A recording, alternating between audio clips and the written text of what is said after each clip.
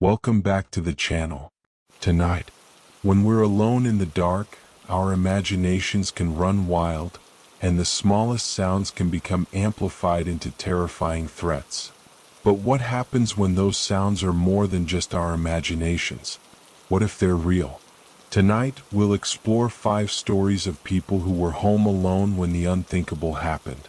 Each of these stories will send chills down your spine, and they're all the more terrifying because they're true. From mysterious noises to unexplained apparitions, these individuals faced the ultimate fear, being alone in the dark with the unknown. The fear of being alone at night is a primal fear that taps into our deepest anxieties. It's the fear of being vulnerable and powerless against forces beyond our control. And for the individuals in these stories, that fear became a harsh reality. If you enjoyed these bone-chilling stories, don't forget to hit the like button and share your thoughts in the comments below. And remember to subscribe for more hair-raising content. I think my obsession with horror started when I was a small boy. Back when Blockbuster was a thing, I'd make my mom rent me the Star Wars trilogy every Friday night. It was our little bonding activity that got a little stale over the years. One night, my mom rented an extra movie she was particularly giddy over with the store clerk. "Mom, what other movie did you rent tonight?"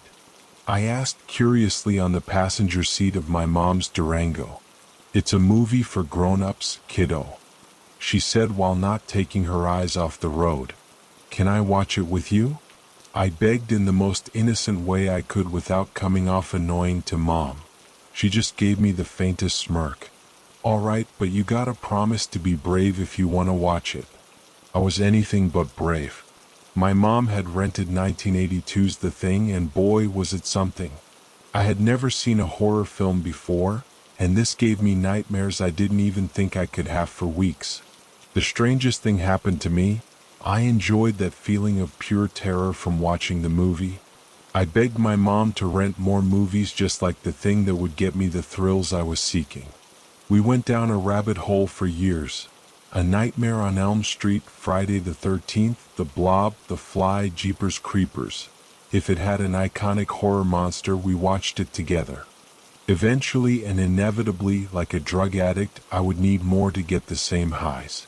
It didn't help that by the time I moved out to go to college, they just didn't do horror films like they used to. Sure, once in a blue moon a horror movie comes along that can put the fear of God in me, but Hollywood seems complacent to make low-effort poltergeist movies that will guarantee money at the box office. It wasn't until a few months ago I stumbled across Reddit and found creepypastas. I was surprised at the collection of talented writers that could genuinely scare the shit out of me with their stories. I was starving for good frights, and for a while there, I was eating well. Unfortunately, this newfound bounty of great horror stories came with unintended consequences. Whenever I read or listened to a creepypasta, I could feel something watching me. It didn't help that I live alone and I would consume my content in the dark. Even after shutting off my phone and turning all the lights off, the overwhelming sense of dread and the shivers up my spine would still be there.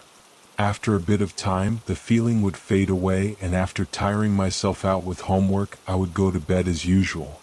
A few weeks ago, around 3 a.m., I was woken up. It took me a few moments to be lucid enough to hear it, but I did. Something was moving in my room. I was under my blanket and couldn't confirm it, but every being in my body screamed there was someone in my room. It took what felt like an eternity to build up the courage, but I quickly removed the blanket covering my face and scanned the room in darkness. It took a few seconds for my eyes to adjust, but just across my bed in the corner of the room, there was a black silhouette of a tall, thin man just staring at me. I screamed as I took a tumble out of my bed, scrambling for my phone in pitch-black darkness. I could feel whatever that thing in my room was coming closer as I desperately tried to find my phone. In a Hail Mary moment, I felt the cold, hard screen of my phone and quickly turned it on, illuminating my room. There was nothing. No one was in my room at all, other than me and my heart that was about to pound out of my chest. Didn't sleep at all the rest of the night, or the next few days. It's been affecting my life in college. I got kicked out of my anthropology class because I couldn't stay awake. My friend came to talk to me after class. She's been a cornerstone through some tough times in my life, but I didn't know how to explain what's going on without sounding like a madman. I've been watching too many horror movies lately. I'm not sleeping too well, was the only thing I could come up with when interrogated by her. Well, I know you love that shit, but try taking a break now and then. Sometimes bad things can latch on to you when you open doors like that in your life. She came from a religious household and always tried to tie shit to the Bible somehow. But what if she wasn't wrong this time? What if I had let something in by exposing myself to all the horror movies and stories I read? I tried to get everything out of my mind, and at the end of the day I drove home, which in retrospect wasn't a good idea. I was falling asleep on the wheel since I barely had any sleep in the past few days. I tried slapping myself and playing loud music just to keep my eyes open. I lost consciousness for a few moments and only woke up when I heard the horn of an incoming car I was going to crash into. I swerved my car out of the way and back into my lane with only seconds to spare. The near-death experience had me wide awake and shaking. I adjusted my rearview mirror to check on the other car behind me, and to my horror, the same black figure was sitting in the back seat of my car. I panicked and nearly crashed into a tree. After fully stopping at the side of the road, I checked the back seat, and it was gone. Between the lack of sleep and this thing following me everywhere now, I feel like I'm losing my mind. Last night, I decided to sleep with the lights on and a couple of candles around my room. I spent hours trying to relax enough to fall asleep but ended up collapsing of exhaustion. I slept for maybe 30 minutes before waking up in a panic and realizing my room was completely dark. The power had gone out and my candles were blown out. I forgot to put the blanket over my face before passing out, and now I was petrified with fear, hearing the same movements somewhere in the dark in my room. I slowly turned my head to the edge of my bed and took a few moments to register that something was staring right back at me. I didn't have enough time to scream as I felt something grab my t-shirt and pull me out of the bed. I was dragged and slammed across my room until, somewhere in the darkness, I found the cracked screen light of my cell phone. I managed to grab onto it and turn on the flashlight. I pointed to my legs as I felt I was being dragged by them. I was already knee-deep in the process of being pulled under my bed when the black shape disappeared again with the light of my phone screen. As if on cue, the power turned back on, and I just stayed on the floor until the morning sunrise. It's now almost night again, and I'm scared of what it's going to do to me. I'm too tired to think, too tired to care. After I post this, I think I'm going to rest my eyes for a second or two. Just rest my eyes.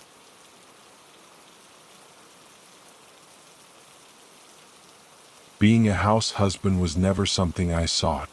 It's just that I took the easy way out, and it was easy to do because it was logical. It all started with my wife, Dr. Clydence, completing her archaeology degree and landing a job as an assistant to an influential art broker. We suddenly had a lot of money, and she was making roughly 18 times more income than I was as a truck driver. Suddenly my CDL was about as impressive as a food handler's permit compared to her new degree. Me going back to school at 50 was her idea. At first I felt out of place on campus, but somehow I became immersed in the lifestyle. I had nothing to do but sit through lectures and write papers. Since I no longer had to worry about pissing clean, I could even own a bong. I'd finish my homework and spend half the day playing in the backyard. It was like an early retirement. I'd give anything to go back to those days. For me, it started while watching television. I was about to change the channel because I didn't want to see more atrocities committed against helpless villagers, with their farms burning in the background and their families and neighbors in a mass grave. That's when I saw The Idol, a stack of skulls carved from solid rock, with red sacrifices dripping from it. I blinked, feeling a chill. I recognized it, but only from my dreams. Somehow it wasn't something far away. I knew it well.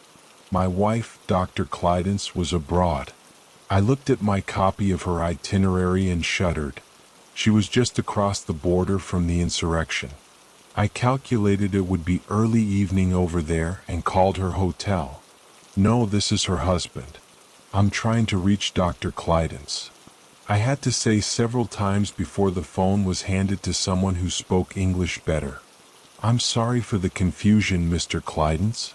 Your wife was taken to hospital.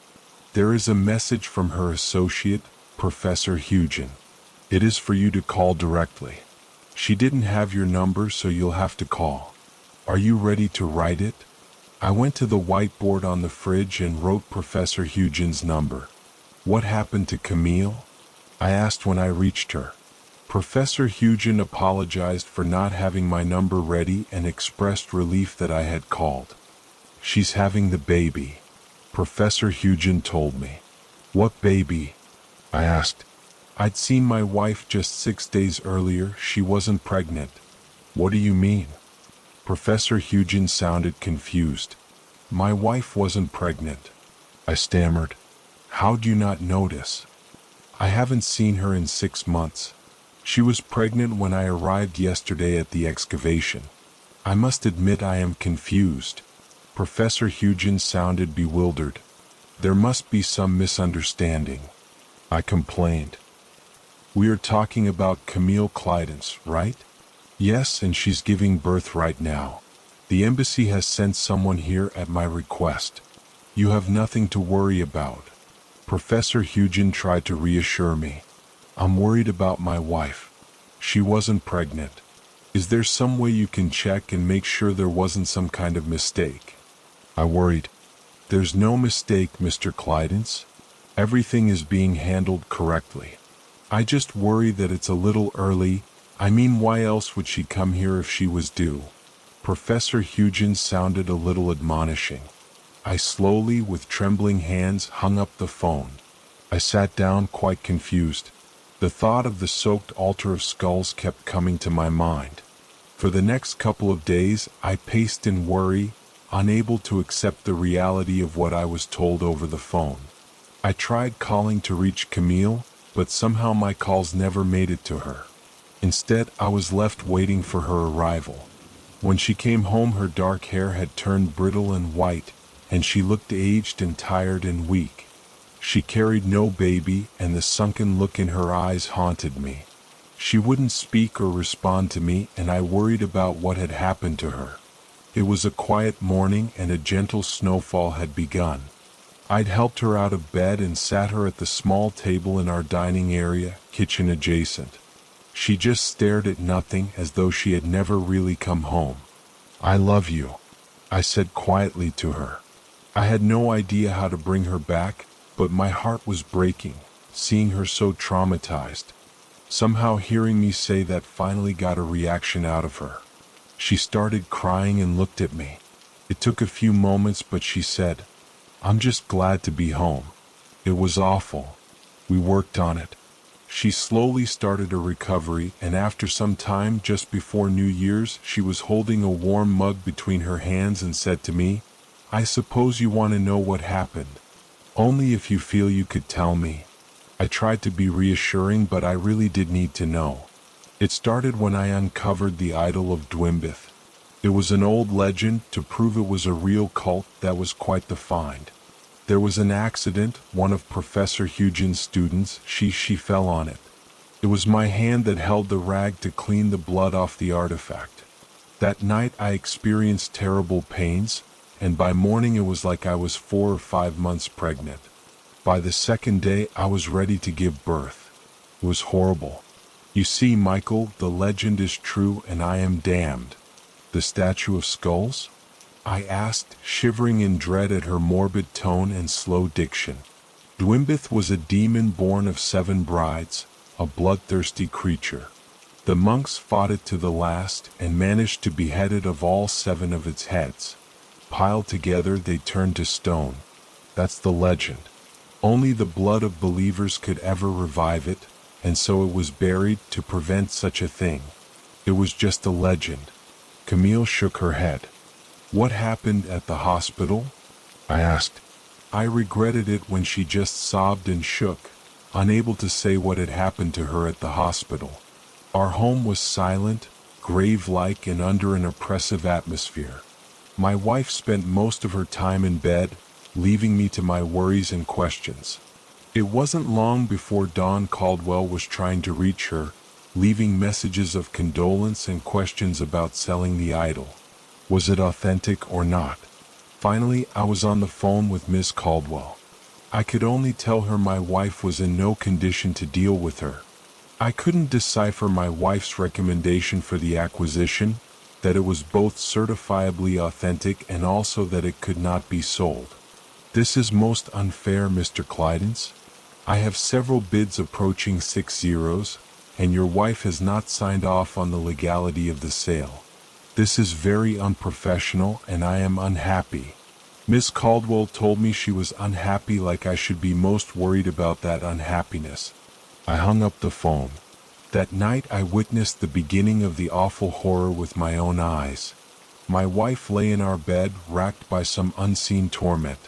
Then, as she quieted down, I watched as her belly grew, and was awake all night in unbelieving dread. By morning she had regained consciousness and looked at me where I had kept sleepless vigil, and then to her stomach.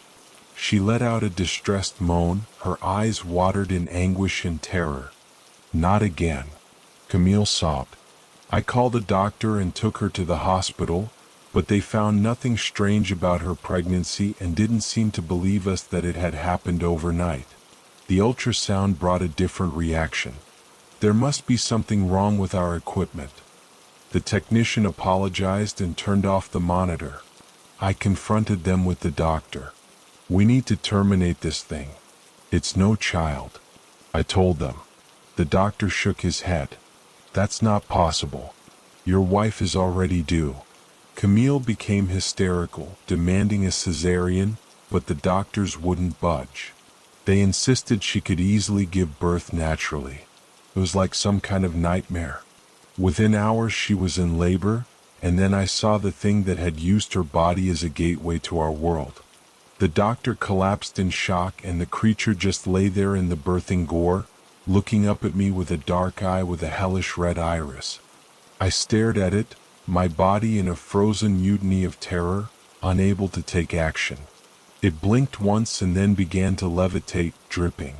It was rotten, a fully grown skull with a bit of the spinal cord and the veins hanging raggedly from the loose skin of its neck. The bone showed through to sagging flesh, but it was impossible. My mind rejected it, and I couldn't recall what compelled me to throw a chair through the window, aiding its escape. It flew out into the snowy night, leaving its mother behind. There was a requirement that I had to speak to the police. I didn't know what to tell them. I made up a story that the whole thing was a mistake and she was never pregnant. I had no idea how the window got broken or how the delivery doctor went insane. Somehow, we were both sitting there in silence at our table, not long after that awful night at the hospital. We just stared at each other, and then there was a knock at our front door. It was Dawn Caldwell with a briefcase. She sat with us and demanded answers from my wife, shoving papers in front of her and insisting that she wouldn't leave without a signature. We consigned someone, somewhere, to exposure to the evil artifact. Then Dawn Caldwell left our lives for good, or so I hoped. Days went by, and then one night I found Camille lying on the floor in our hallway, the steam from the shower making the air a moist fog. Something pressed upon her, torturing her. She cried out in agony, and I rushed to help her, but there was nothing I could do except watch helplessly in terror. Again she grew pregnant, and it went quickly. I waited sleeplessly, leaving her in our bed. By the next evening she was giving birth again, and our bedding and mattress was soaked in blood. The head rolled out onto the floor and looked at me menacingly. It opened its mouth, as though savoring the horror of its birth, and then it too floated out of the window as I opened it, letting it go. I wasn't sure why I helped it escape. I was too afraid to move or react, but somehow, like a puppet, I moved to aid it. When it was gone, I closed the window, shutting out the coldness of the night air. "What is happening to us?" I asked her. Camille just sat staring away without answers. She looked doomed and petrified. I felt a deeply unsettling anxiety that our problems had only just begun. I needed something to do to resist the silent calamity of my home and set to work dragging the mattress and the bedding to our backyard and burning it spectacularly. When it was over, there was a charred mess in a heap back there, but I hoped it was over and we could move on. None of it felt real except it had happened. I wanted to forget, but every time I closed my eyes, I could see the stare of the things she had birthed.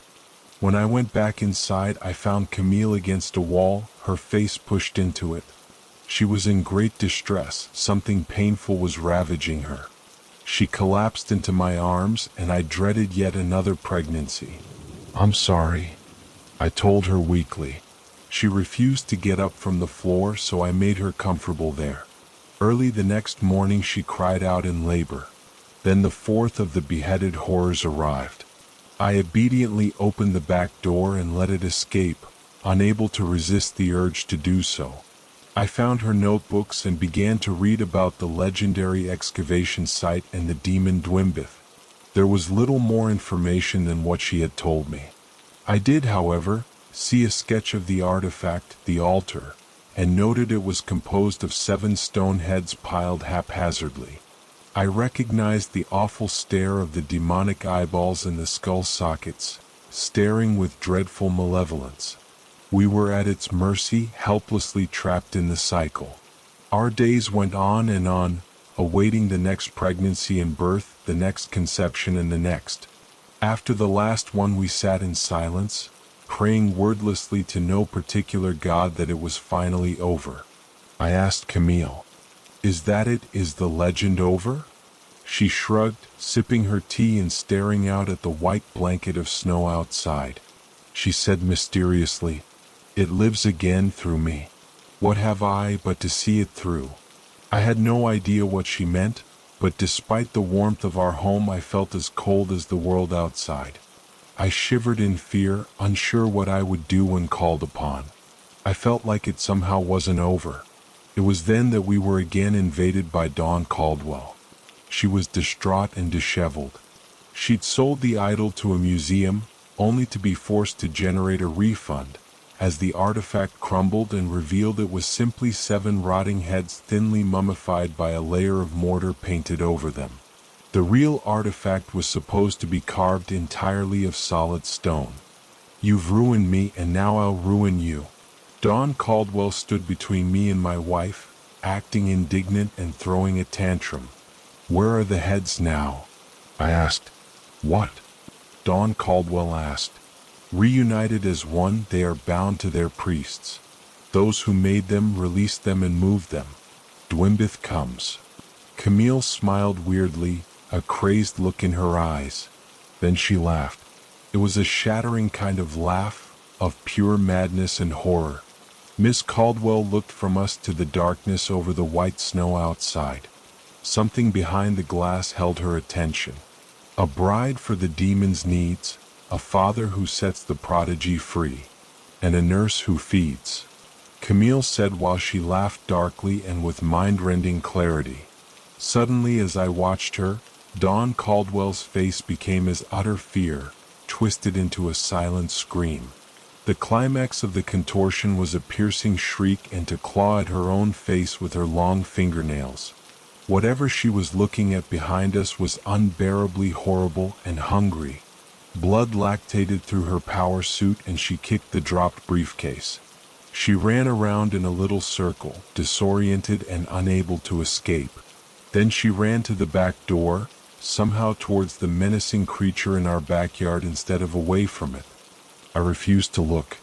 I knew it was eating her because I could hear her shrieks of terror and pain as it consumed her whole, starting with her feet, and munching on her until her screams went inside it, wetly muffled.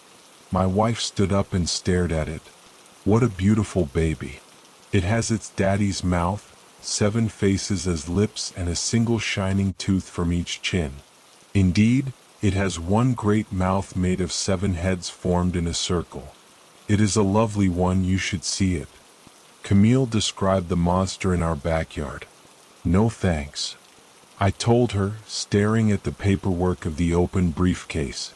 In her desperation, the boss lady had brought a paper file on her most trusted assistant. She could have filled it out to fire her or promote her or anything. It was like a blank check. I picked it up and clicked the pen. You're going to run the Caldwell art dealership from now on. Somebody has got to keep things neat and tidy around here. We have the rest of our lives to forget this. I was muttering almost absently, ignoring the cooing of my wife to the thing in our backyard. He's leaving, he's got his own life to live now. Camille sounded sad. I heard a sound like great bat wings beating the air for takeoff, and then whatever was had left us there. I finished the paperwork and went and stood next to Camille. I put my arm around her and held her close as we looked out at the pristine winter wonderland. The tracks of some clawed abomination had left a mark, but the snow began to fall, slowly erasing it. Camille rested her head on my shoulder and sipped her tea as we stood there watching the snow falling. Things will get better, I'm sure. We're through the rough. I think we will be all right. I told her, my eyes watering as I desperately wanted to believe in what I was saying. I felt some reassurance when Camille kissed my cheek and said, I know.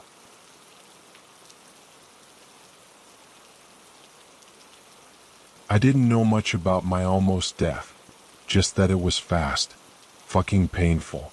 I know I died screaming, writhing in agony and just wanting it to stop. Death or almost death is a weird thing.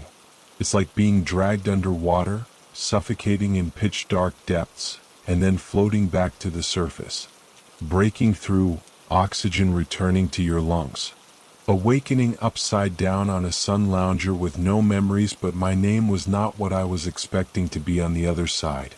I was always curious about the possibility of an afterlife. I was brought up in an atheist household, but there was a part of me that believed in something after death. Not quite the white pearly gates, but definitely not the suffocating and yet peaceful oblivion my parents believed in. Mom was convinced there was just the dark, while Dad was more accustomed to reincarnation. Both of them were wrong, because heaven resembled a 5-star holiday resort. For a moment I was frozen, staring at a perfect blue sky, aware of my ponytail lightly grazing the water. Looming over me was a picturesque building made of pink brick going up, up, up into the air, thousands, millions of checkerboard windows, an impossible water park hovering above the clouds. The pool I was half submerged in, and that shimmered above me, was made of diamonds. The afterlife for young people was spring break. I was transfixed, hypnotized by this beautiful place before I slipped into the water, head first. There was a suppressed memory there somewhere, my idiotic child self forgetting I couldn't swim in the deep end. My initial reaction was to panic, but I didn't need my lungs or my breath anymore. The water was the perfect temperature, like being embraced in a warm hug. Still though, that didn't stop me immediately freaking out and clawing my way back to the surface, spluttering. It was my natural reaction to choke, despite no longer having working lungs. You can't drown in shallow water, idiot. Behind me, a boy was sitting on the edge of the pool, his toes dancing in the shallows. The kid was my age, 18 or maybe 19. He offered me a smile, blowing floppy brown hair out of his eyes. I noticed flowers entangled in his curls, a broken crown of roses. His clothes were an interesting choice for a mortal paradise. A short-sleeved white shirt covered in blood, jeans rolled up to his knees. Those were the clothes he must have died in. I noticed his right eye was bruised yellow, a shiver creeping its way down my spine. Looking down at myself, my clothes were fairly normal. No blood splatters, at least not what I could see. Just a plain shirt and jeans, both of which were uncomfortably glued to me. I'm Kane, he said, kicking his feet in the water. The boy turned his head and I gulped in air. I didn't think panic would still exist in heaven, but there it was, twisting my gut into knots. I didn't have or need breath, and yet I found myself instinctively trying to suck it in. The guy may have looked beautiful, like the afterlife was editing him to fit perfection. But I could see the shallow cavern at the back of his skull, a smear of pinkish red dripping down his shirt. As you can see, it's obvious why I'm here. He prodded the hole and I winced. He saw my reaction and laughed. Hey, it's cool, apparently our physical selves don't exist. His lips formed a smile. The girl in room 101 told me our real physical forms would freak us out, so we're our default selves. Default. I repeated. Yeah. Kane's eyes darkened. We look like we did when we, died. He sighed, his gaze going skyward, tracking a kid plunging into an infinity pool right above our heads. Speaking of the D word, I don't remember how or why I D-worded. Kane turned back to me, offering me a playful shrug, tipping his head back. Like we were meeting for the first time on holiday. I dunno, man, I was shot in the head, died, and then I ended up in a stone dude's idea of heaven. I don't know what to say except this is awesome. Bree. I managed to get out. He raised a brow. Huh. I allowed myself to sink into the water, trying to register his words. It's Bree. Well, it's nice to meet Cha, Bree. Kane jumped up, holding out his hand to help me out of the pool. When I tried to grasp his arm, he held up a two-fingered salute. Happy Death Day. I found myself laughing, which was ridiculous because the joke sucked. I let him pull me out of the pool, sopping wet. How long did it take you to think of that one? Kane shrugged, scrunching up his nose. Longer than necessary, he said. Oh, hey, here's a tip. The boy spun around to face me, and I could almost forget he was clearly a murder victim. If you want to get dry, just do this. Kane clicked his fingers. You're not serious. He laughed. We're in a never-ending paradise for kids, and you think I'm joking? Welcome to Paradise Falls. The mechanical voice spoke above us as if on cue. There were floating speakers in the sky. Everything seemed to be floating. The only thing that wasn't floating was us. When I lifted my head, the clouds switched colors depending on my mood. According to Kane, the whole world was ours, quite literally. Everything we saw was tailored to our own personal paradise.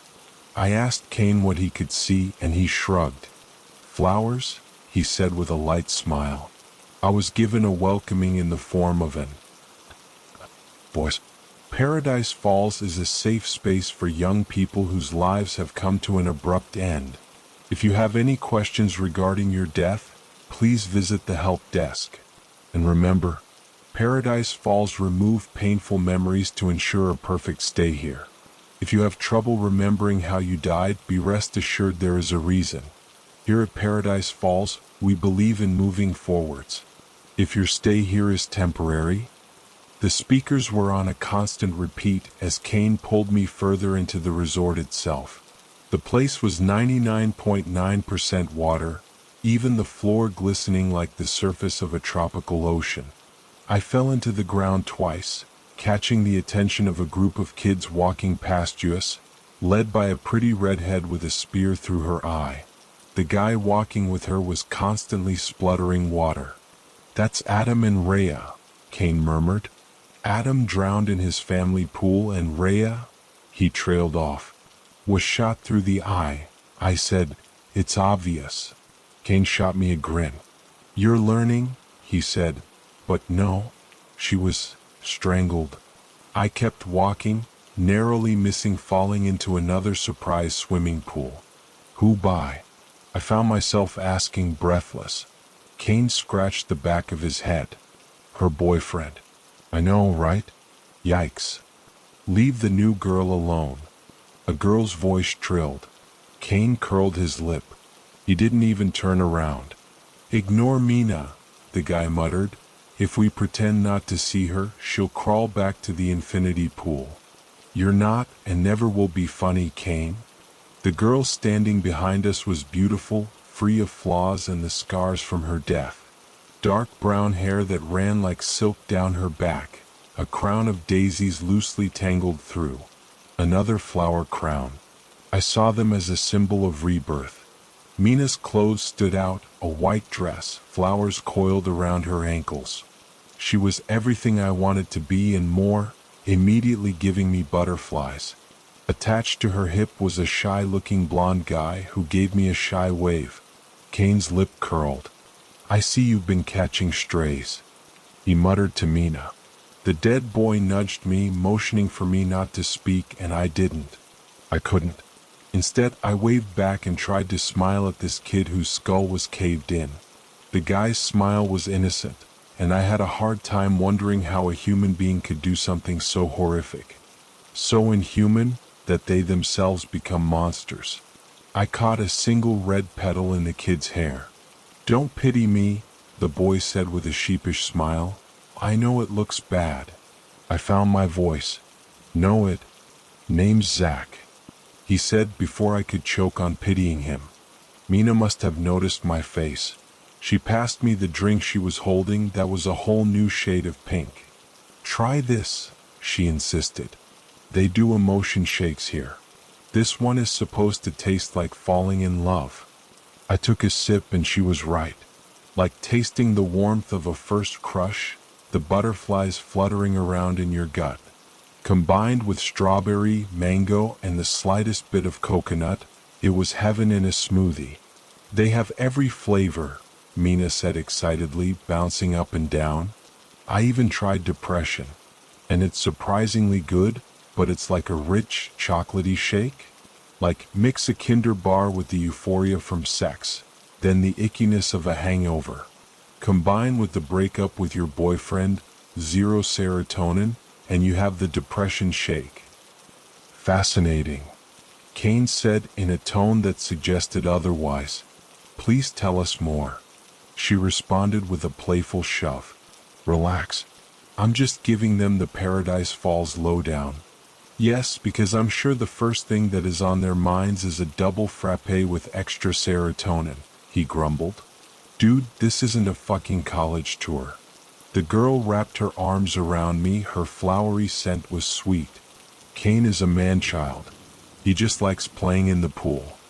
"I'm still technically a kid, you know," he said, skipping ahead of us with Zach. The two guys were standing on a golden bridge ahead, looking out into the expanse of water that bled into the sky. Mina was still talking, her hand wrapped around my wrist, but I was suddenly far too aware of her smell. Flowers. Rich and sweet like jasmine. Dirt. Filth clinging to her skin mixed with cheap perfume. Oh, and on Wednesdays they actually sell shots of serotonin. It's like a legal high. I was aware of the girl hugging me, her hair lightly brushing my cheeks, but Mina's face was in my mind, her smell choking my nose and throat. Flowers. I knew her. I knew her stink, and I knew my body's reaction to it. She wasn't supposed to feel and smell so familiar, so real, because I had never met her before stepping foot in Paradise Falls. My memories, however, were full of her. Suffocated with her. All it took was one splinter of memory, and my heaven was crumbling. Paradise Falls faded like it never existed, and I was back in the real world. The flower girl was in front of me, draped in a white dress, daisies clinging to matted curls. The room was made of concrete, one singular light flickering above the two of us. The girl cocked her head, lightly pulling at her hair. Her smell was wildflowers and the dirt she ground her fingers in. "Daddy said you're not ready," the flower girl murmured. Her eyes were bright like she was happy, but her lips were drawn into a frown. She leaned forward, her breath stinking of cigarette smoke, and blew in my face. "That's a pity." She pulled a flower from her hair, dangling the daisy in front of my face. "Aren't you hungry?" The girl mocked a childlike giggle, making the daisies dance. But I wasn't looking at the flower or the girl's dead eyes. I was staring at the bodies hanging from meat hooks, beheaded sacks of flesh swaying from side to side. The walls were painted rich red, the entrails from prior sacrifices used to create cave-like paintings. The Flower King insisted that our blood stained each brick, our life force fed inside the house and the flower garden. The bodies on hooks were people I knew. Leah, who told me she was going to escape. She was on display for that very reason. I screamed, agony and pain writhing in my cry, a fear I couldn't comprehend. I couldn't stop, screeching until my throat was choking up, my cries gurgling into wet sobs. Cocking her head, the flower girl's lips spread out into a demented grin. If I looked closely, I could see stitches lining her forehead, where her king had filled her thoughts with poison. I thought I could wake her up, but the flowers were too deep, filling her mind. "You stupid bitch," she said with a laugh. The flower girl cradled my face with her fingers, digging her fingernails in. Her eyes were wild, like the flowers she worshipped, no trace of humanity left, except the markings on her skin. She slapped me and I saw red. "It's not real," I whispered through a shriek. "It's not real." I wanted to tell her that her father was forcefully breeding men and women, murdering their newborns. For the flowers. I wanted to tell her she was next, and then so was her brother. But all she did was giggle, pressing her hands over her mouth like a little kid. "You make me laugh." The girl straightened up, kicking me in the stomach, and I felt every hit, every sharp, agonizing pain ripping through me. "You're so funny," she spluttered, forcing me to laugh with her. If I didn't, the flower girl would bleed me out before the harvest. When she was finished, I was curled onto my side, my mouth full of red warmth that dripped down my chin. "Ugh." The girl pulled a face. "Are you coughing up your lungs? That's like so gross." Flower girl kicked me again, this time in the back of my head. I saw stars exploding, my thoughts swimming. Darkness was creeping at the corner of my vision when she stopped. "If you're going to kill them, get on with it. They'll just be early sacrifices." I felt something move behind me, a body I didn't realize was attached to me come to life. His hands entangled with mine trembled, a soft moan escaping his mouth. When I managed to look up, the flower girl grasped hold of my chin, forcing me to look in the direction of the flower prince. I never knew his old self, but there were whispers that he too had been like me, just a scared kid needing a home. The shadow dipping under the light grew a face, and I could already see the flowers entangled in his curls catching the light. He only wore his crown on the days of harvest. The guy stood behind her, arms crossed, dark eyes pinched around the edges.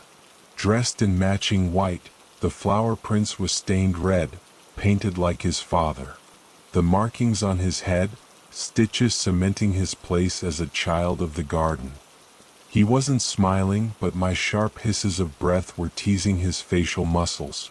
The boy held out his hand, and after slight hesitation, the flower girl pressed a blade into his fist. I watched his fingers tiptoe across the teeth, setting every nerve ending on fire, my body catapulting into fight or flight. I saw what happened to Adam and then Lucy and Thea. They all died by his psychotic hand, cradling their bodies, spewing red in his arms and promising they were making a worthy donation. The flower prince ran the knife down my face, his expression crumpling into a melancholic frown. "You're scared," he said, pressing enough pressure to draw blood. I felt it, a single line running down my face. I sensed his urgency for it, his polluted thoughts desperate to quench the garden. "Don't be scared," the boy said, his lips breaking into a grin resembling his father's. His human eyes were gone, replaced with hollow caverns filled with an insanity that was physically vibrating him, twitching his body from side to side. I barely felt the blade go in. As if he could feel my pain, he screamed with me, mocking my pleas for death. "Please?" The cry came from behind me. He spoke in heavy sobs, wrenching against our restraints. "Please let us go." Swinging the knife between his fingers, the flower prince pouted, his eyes darkening, lips curling in disgust. But what if I don't want to let you go, huh? He mocked a childlike mumble. What? Don't. What? Don't let you go. He struck both of us, emphasizing every word, and I felt it, the blade cruel slicing into me, gnawing through flesh and bone. I thought it would stop. I thought he was taking us to the edge of death and then let us breathe, let us writhe in agony. But he didn't. The Flower Prince did not show mercy, plunging his blade into me until I was lying and stemming red on my back, my gaze on the ceiling, imagining water. Pools of glistening water I could envelope myself in, wash off the blood and sink deep down. My companion's body was behind me, unrecognizable. The flower girl was singing a melody, dancing around his crumpled form. The Flower Prince was on his knees, knelt in my blood, lips stretched into a maniacal grin. He dipped his fingers in thickening red, gliding them across my cheek. His voice was incomprehensible giggles and prayers to the flowers, to his father for sacrificing me too early. He was rocking back and forth, hollowed-out eyes blinking at an invisible god, when the sound slammed into me. Bang! I pried my eyes open, rolling onto my side. So much blood. It was sticky and wet and warm, slick on my skin. Thundering footsteps, a blinding light that wasn't heaven's pearly gates. A flashlight illuminated the room, finding the flower girl, who sliced her own throat the second they moved toward her. Hands up, the voice yelled. Move away from them. Or what? The Flower Prince laughed. I caught the flash of his grin. Are you planning on shooting a kid? I said, put your hands on your head. Now. Bree. The world contorted and I was back under a crystal blue sky. Now though, clouds were starting to form, a darkness riding on the horizon. Bree. I blinked and my murderer was in front of me. Did you hear what I said? I felt his hand wrap around my arm, tight enough to make me shriek. I said, Kane gritted through a grin, squeezing me tighter. The loose flowers in his hair were slowly forming a crown.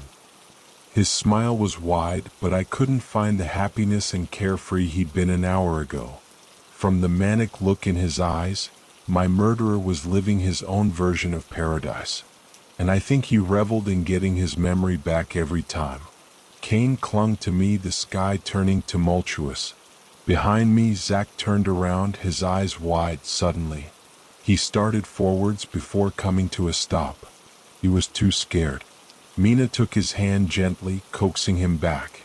The flower girl met my gaze, her eyes filling with tears.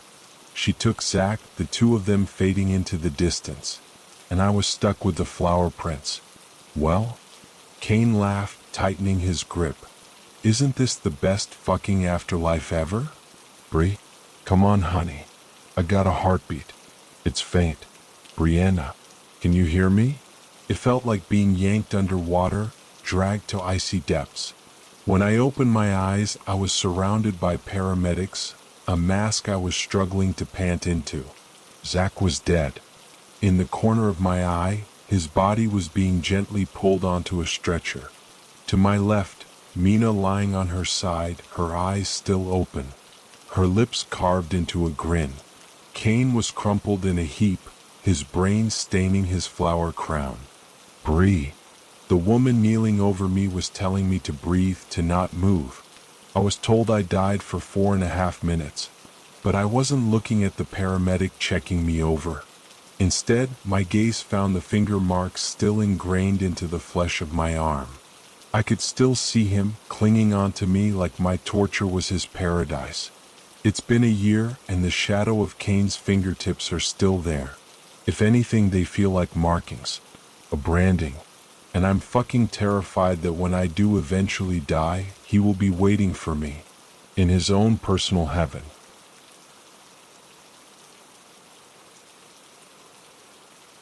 You know that feeling when you're alone in an elevator and it stops between floors for just a second too long?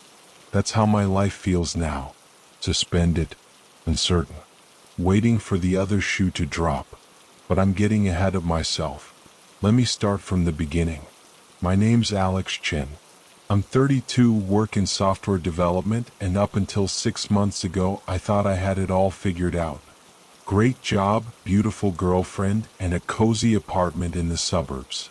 The American dream, right? Wrong. It all fell apart on a rainy Tuesday in April. I came home early thinking I'd surprise Sarah with dinner. Instead, I found her in our bed with my best friend, Tom. Cliché, I know, but it hurt like hell.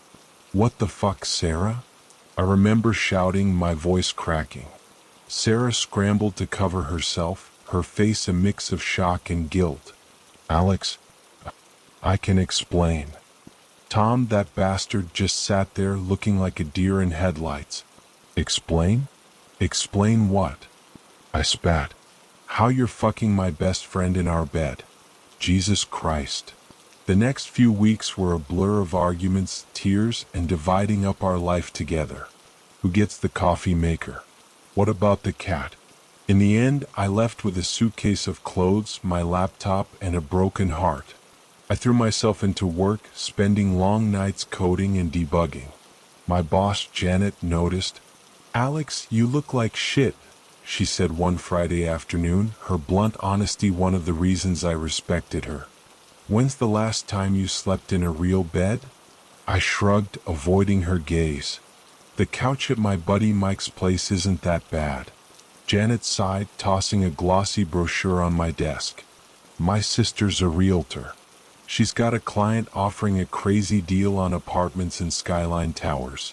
It's that new high-rise downtown. Why don't you check it out? I started to protest, but Janet cut me off. It's not a request, Alex. Take the weekend, find a place, and come back Monday looking less like a zombie. Got it?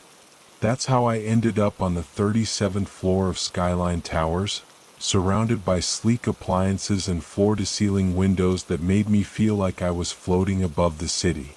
So, what do you think? The realtor, a perky blonde named Melissa, was practically bouncing with enthusiasm.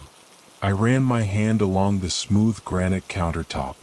It's nice, but I don't know if it's really me. Melissa's smile never wavered. Oh, trust me, it's perfect for you. A fresh start, right? New place, new you. Something in her tone made me pause. It was too eager, too insistent. But then she mentioned the discounted rent. Apparently, the building owners were desperate to fill the units, and I found myself signing the lease. The first few months were adjustment. I'd never lived in a high-rise before. The constant hum of the city below, the way the building swayed slightly on windy days, it all took some getting used to, but I started to settle in. I met some of my neighbors, Mrs. Patel in 704, always ready with a plate of homemade samosas and neighborhood gossip. Mr. Grayson from 708, a gruff retiree who loved to reminisce about the good old days. And Dave from 701, a fellow tech guy who quickly became my go-to for beers and video games. Work improved too. I started a new project, an AI-driven system for predicting power grid failures. The irony of that doesn't escape me now. It was a Tuesday night in October when everything changed. I was working late, eyes burning from staring at lines of code for hours. The glare of my monitors was the only light in the apartment. I'd grown to like the way the city lights painted patterns on my walls. A notification popped up on my phone. Severe thunderstorm warning for the downtown area. Potential for power outages. I glanced out the window.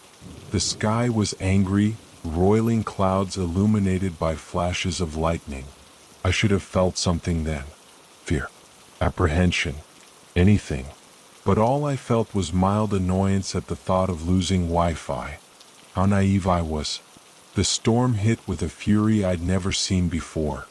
Rain lashed against the windows like it was trying to break in. Thunder rattled the building to its foundations. And then, at exactly 11:58 p.m., the lights went out. Not just in my apartment. Not just in the building. As I pressed my face against the cool glass, I watched in awe as the entire city went dark, block by block, like a great beast closing its eyes. For a moment there was absolute silence. No hum of electronics, no distant traffic noise. Nothing. Then, somewhere in the building, someone screamed. And that's when the real nightmare began. The scream echoed through the building, sending chills down my spine. For a moment, I stood frozen, unsure what to do. Then my instincts kicked in and I fumbled for my phone's flashlight. The beam cut through the darkness, illuminating a small circle of my living room. Outside, the storm raged on, lightning occasionally casting grotesque shadows across the walls. A pounding on my door made me jump. "Alex? Alex, you okay in there?" It was Dave's voice, tight with panic. I opened the door to find him standing there, wild-eyed and panting. "Did you hear that fucking scream?" he asked.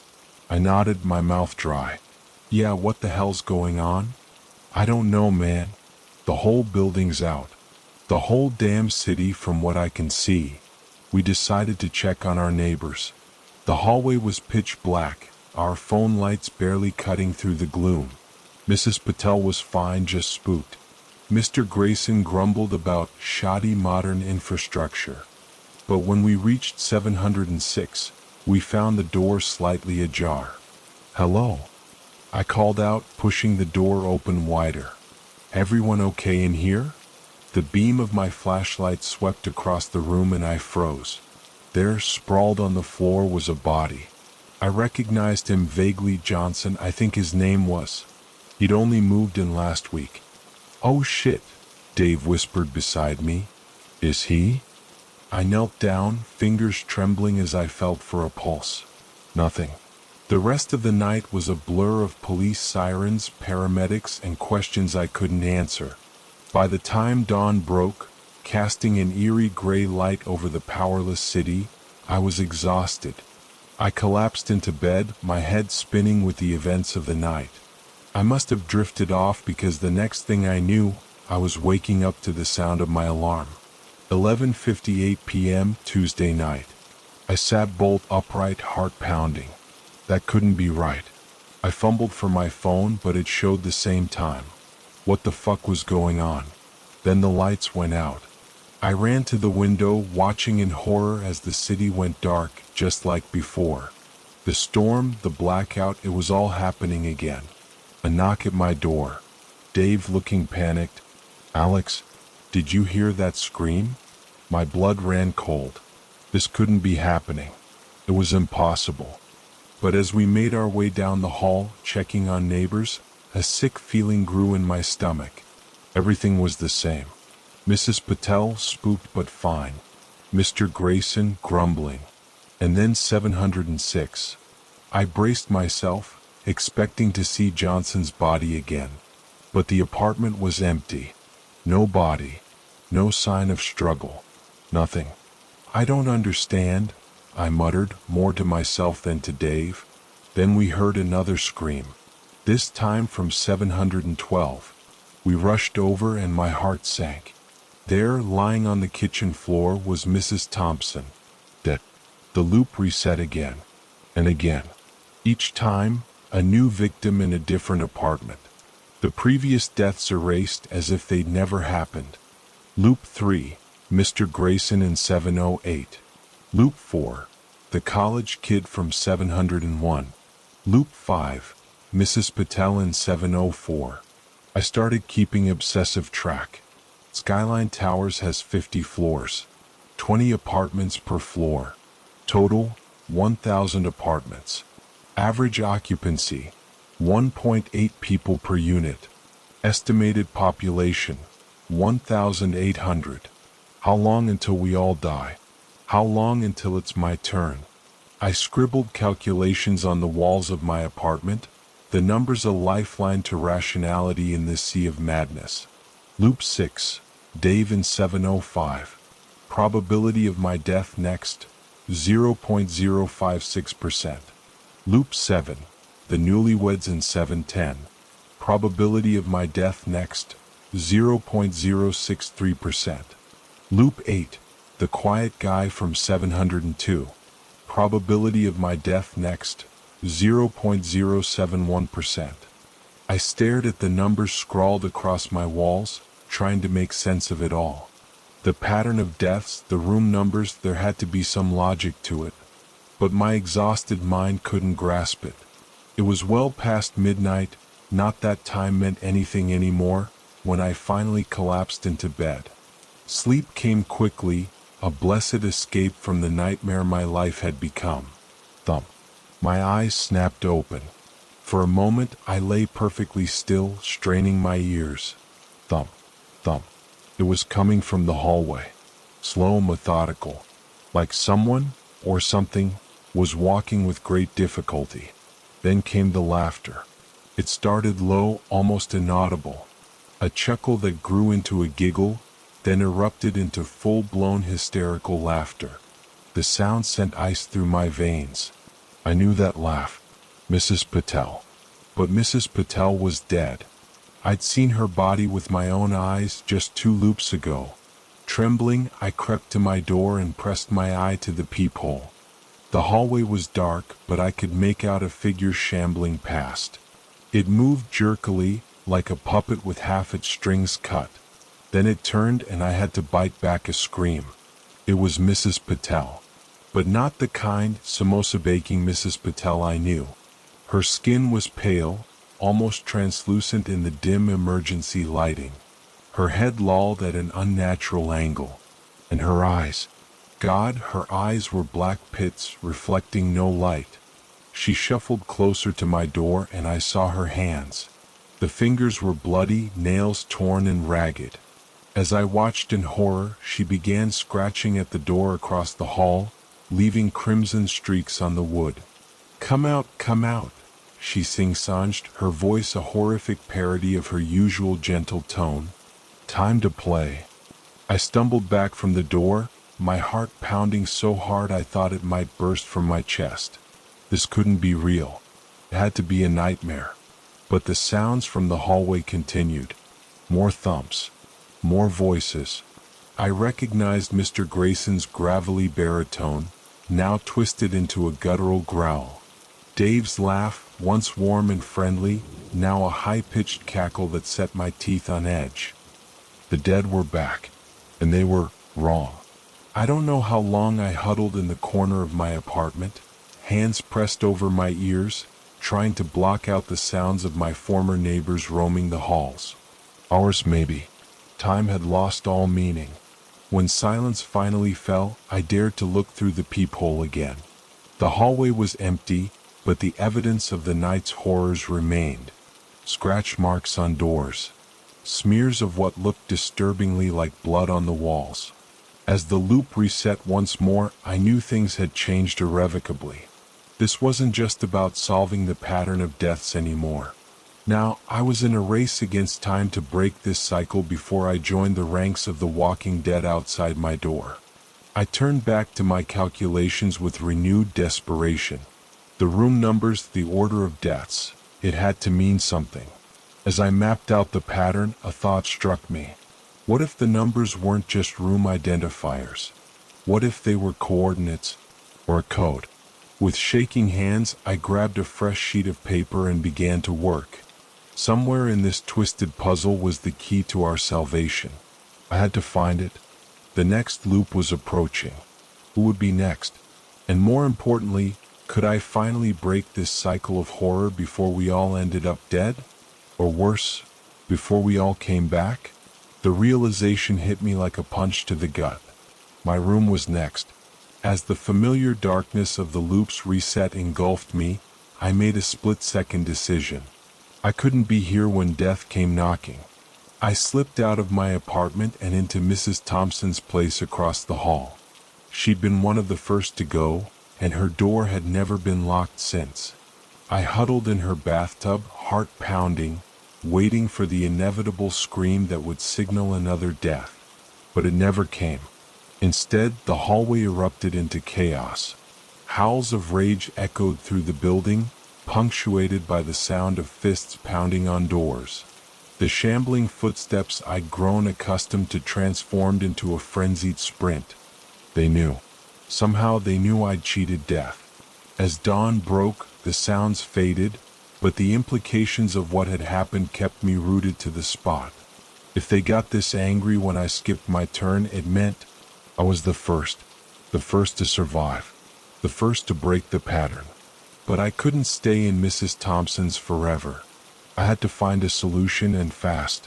When the next loop hit, I repeated my trick, this time hiding in Dave's old apartment. The reaction was even more violent. The entire building seemed to shake with their fury. I heard wood splintering as they began to break down doors. It was only a matter of time before they got to me. With the coming of daylight, I steeled myself and stepped out into the hallway. I had to explore to find answers before it was too late. The stairwell was a nightmare of smeared blood and scratch marks. Each floor I descended was worse than the last. By the time I reached the lobby, my shoes squelched with each step. And then I saw them. A group of maybe 20 or 30 of my former neighbors stood in the reception area. Mrs. Patel, Mr. Grayson, Dave, all of them staring at me with black, empty eyes and wide, unnatural smiles. They didn't move, didn't attack, just watched. I took a hesitant step forward. Their heads snapped in unison to follow my movement, but they remained rooted to the spot. Another step. Still no attack, but a low growl began to build, like the rumble of an approaching storm. Dark fluid, too thick to be saliva, too dark to be blood, began to drip from their mouths as I inched closer to the main doors. Their growls grew louder, more frenzied. Then, as I reached for the handle, they moved. A single, lightning-fast step forward in perfect synchronization. A warning. There was no escape that way. Panic rising in my throat, I turned and ran back to the stairs. I had to find help, find someone, anyone who might have answers. Floor after floor, I pounded on doors, screaming for help. I heard sobs behind some, hysterical laughter behind others. But no one would open up. Finally, exhausted and desperate, I found myself on the 50th floor, the penthouse level. Massive, reinforced doors lined the hallway, the kind of security only the ultra-wealthy could afford. I collapsed against one, sliding down to sit on the floor. Tears streamed down my face as the hopelessness of the situation crashed over me. Then, impossibly, I heard a click. The door behind me swung open, and I tumbled backward, looking up into the face of a woman about my age. Her eyes were red-rimmed but alert, scanning the hallway before quickly pulling me inside and slamming the door shut. "Are you bit?" she demanded, keeping her distance. I shook my head, still too shocked to speak. "Good," she said, visibly relaxing. "I'm Emma. Room 1000. "Alex," I managed to croak out. How are you still okay?" Emma's face darkened. "I'm not fucking okay. None of us are okay. But I'm alive, if that's what you mean." She paused, studying me. "You're the one who broke the pattern, aren't you? That's why they're so pissed off." I nodded, and in a rush told her everything I knew, everything I'd experienced. She listened intently, occasionally nodding as if confirming her own observations. When I finished, she was quiet for a long moment. Then she said, "There's something you need to see." Emma led me through her sprawling penthouse to a set of stairs I hadn't noticed before. "Private roof access," she explained as we climbed. "One of the perks of paying an obscene amount of money to live in a glass box in the sky." As we stepped out onto the roof, the full horror of our situation hit me like a physical blow. The city was dark. Not just without power, but consumed by an unnatural, oppressive blackness. It was as if all light, all life had been sucked out of it. And in that darkness I could see movement. Vast, shadowy forms shifting and writhing, their edges blurring into the night. What the fuck are those things?" I whispered, unable to tear my eyes away from the nightmarish scene. Emma's voice was barely audible over the wind. "I don't know, but I think they're what's causing this. And I think they're hungry." As if in response to her words, a chorus of howls rose from the streets below. The things in the darkness seemed to pulse with anticipation, and I realized with a sickening certainty that our little time loop, our little game of death and skyline towers, was just the beginning. The real horror was out there waiting for us. Time became a strange, fluid thing. The loops continued, but Emma and I found a rhythm. We'd spend our nights in her penthouse, the reinforced door our only protection against the horrors outside. During the day, we'd explore the building, searching for answers, for other survivors, for anything that might help us understand what was happening. The one silver lining to this nightmare was that with each reset, the rooms returned to their original state. Food, water, supplies, all replenished. It was a small comfort knowing we'd never starve. But as Emma pointed out one night, her voice barely a whisper in the darkness, what good is food if we're just waiting to die? As days turned into weeks, Emma and I grew closer.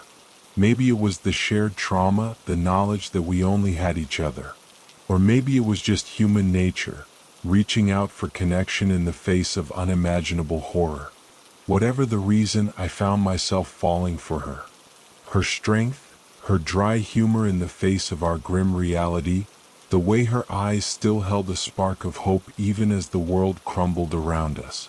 It started with small gestures, a lingering touch, a comforting embrace that lasted a little too long. Then one night, after a particularly harrowing close call with the creatures outside, we found solace in each other's arms. In those moments of passion, we could forget the horror surrounding us. It became our escape, our way of affirming that we were still alive, still human. We counted 36 loops, each one bringing new horrors, new losses. We watched as floor by floor, room by room, our neighbors succumbed to whatever force was consuming our world. And through it all, our bond deepened. It was around the 38th loop when Emma's period was late. At first, we dismissed it as stress, the trauma playing havoc with her body. But as days passed and the symptoms became undeniable, we faced a new, terrifying reality. Emma was pregnant. "Fuck," she whispered, staring at the makeshift pregnancy test we'd cobbled together from supplies found in various apartments. "Alex, what are we going to do?" The news hit us like a physical blow. A child? In this nightmare? It seemed cruel, almost absurd. But as the initial shock wore off, something else took its place. Hope. A fragile, desperate kind of hope, but hope nonetheless. We started making plans. If it was a boy, we'd name him David after Emma's grandfather. A girl would be Lily, the name of my favorite aunt. We'd imagine a future where the loops had ended, where we'd escaped this tower of horrors and found a safe place to raise our child. These dreams kept us going even as our situation grew more dire. By the 40th loop, we'd given up on finding other survivors. The nightly chorus of screams had dwindled to just a few scattered cries. The daytime explorations revealed more and more empty apartments, doors hanging off hinges, walls splattered with dark stains I tried not to think about too hard. It was on the 42nd loop that everything changed. We woke to silence. No screams. No pounding on doors. Nothing. "Maybe it's over," Emma said, her hand resting protectively over her still flat stomach. But her tone made it clear she didn't believe it. We ventured out, floor by floor, room by room. Every door was broken in. Every room was empty. No bodies, no blood. Just emptiness. As we reached the lobby, the realization hit us both at the same time. We were the last two left. The last three if you counted our unborn child. Emma's hand found mine, squeezing tight. "What do we do now?" she asked. I opened my mouth to respond, but the words died in my throat, because at that moment I saw something that made my blood run cold. There, in the center of the lobby, stood a figure. It wasn't one of the walking dead we'd grown accustomed to. This was something else entirely. It was me, but not me. This version of myself stood unnaturally still, head cocked at an impossible angle. Its eyes were black voids, and its mouth was stretched into a grotesque, too-wide smile that split its face almost in half. "Welcome home," it said in a voice that was mine but not mine. A voice that seemed to come from everywhere and nowhere at once. Emma's grip on my hand tightened to the point of pain. "Alex?" she whispered, her voice trembling. "What the fuck is happening?" But I couldn't answer, because as I stared at this nightmarish version of myself, memories started flooding back. Memories that couldn't be mine but somehow were. I remembered the darkness, the hunger, the joy of the hunt.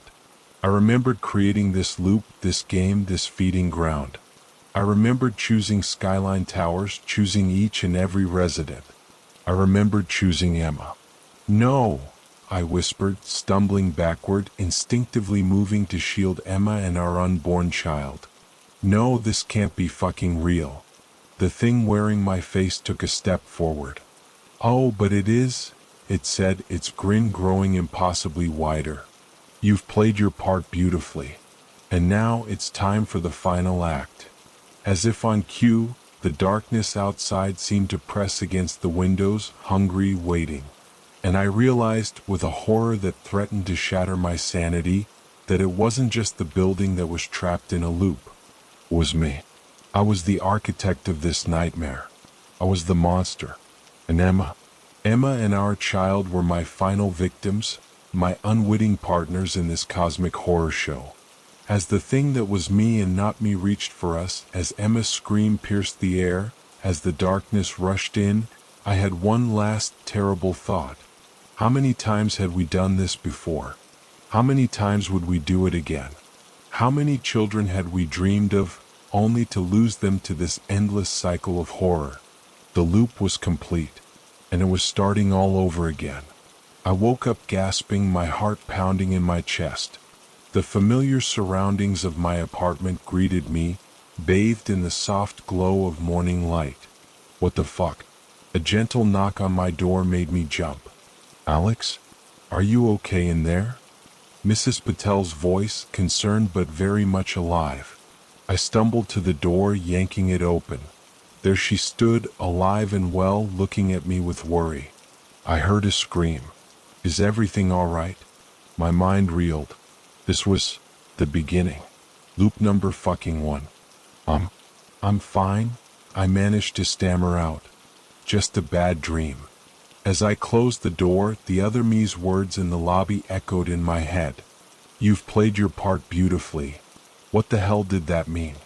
I tried to think back, to remember what I was doing before all this started.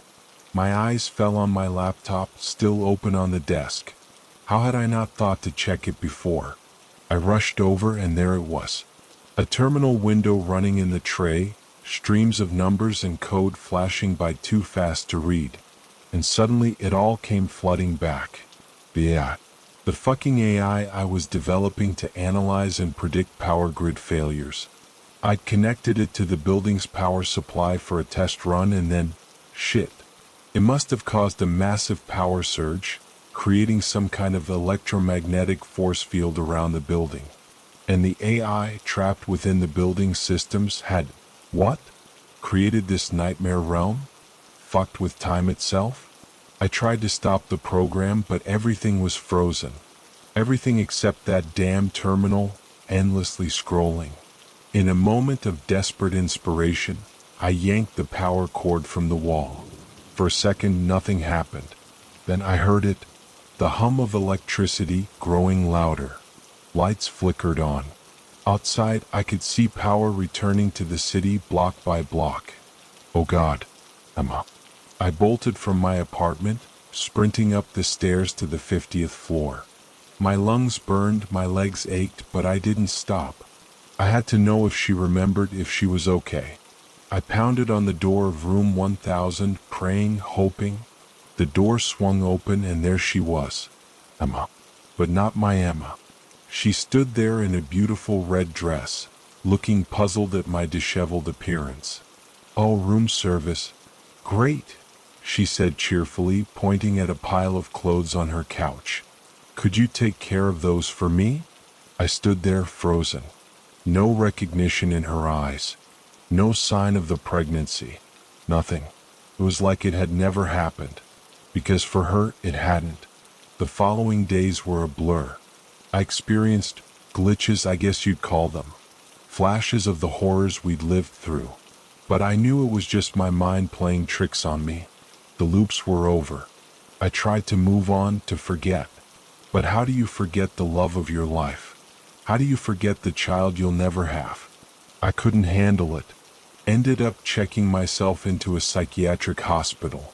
Spent 2 months there trying to convince myself it wasn't real, that I hadn't lost everything. But I couldn't let it go. I couldn't let her go. So, against my better judgment, I found myself back at Skyline Towers. My old apartment was occupied, but luck was on my side. The new tenant, a sweet old lady named Dorothy, was more than happy to let me in when I spun a cheerful story about having lived there before. Oh, how lovely. I always enjoy a bit of building history, Dorothy said, ushering me inside. Why don't I put on some tea while you look around? As she bustled off to the kitchen, my eyes were drawn to the wall where I'd scribbled my frantic calculations. It was a different color now, noticeably off from the rest of the room. A sofa had been pushed up against it. I moved closer, running my hand over the paint. Felt uneven. That paint doesn't match the room, does it? Dorothy's voice made me jump. Yeah, I said, trying to keep my voice steady. It was a different color before. Dorothy nodded, setting down the tea tray. Oh yes, the landlord told me about that. Said someone had vandalized the wall with scribbles. When I moved in, it was just black stains. Probably someone tried to wash them off. So I had my grandson paint over it. This was the only color he had in his garage, and I didn't want to bother him to buy a different one. My heart was pounding. Did you see any of the writing before it was painted over? Dorothy frowned, thinking. Oh, I did find some papers under the mattress when I first moved in, full of weird scribbles, text, and numbers. Couldn't make heads or tails of it except for one word that kept repeating, loop, or something like that. I just threw it in the trash, didn't know what to make of it. I felt like I couldn't breathe. It was real. It had all been real. I made my excuses to Dorothy and left as quickly as I could without seeming rude. My mind was racing. The scribbles on the wall, the papers with calculations. It was all proof that I hadn't imagined it. The loops, Emma, our child, it had all happened. Now, sitting in my current apartment, I'm writing this all down because I need someone to know. Because I'm scared of what might happen next, but even more scared of doing nothing. I have to go back. I have to try to recreate the events to get back the love of my life. To get back Emma. Sounds crazy, I know. Hell, maybe I am crazy. But with this proof, I can't just let it go. I'm going to dig deeper. There has to be more evidence, more clues about what really happened in Skyline Towers. About the AI I created and the nightmare it spawned. I'll keep you updated, Reddit. If I find anything interesting, or if something goes terribly wrong, you'll be the first to know. If you don't hear from me again, well, either I've succeeded in going back to the loops or something much worse has happened. Wish me luck. Or don't. I'm not sure which is worse anymore.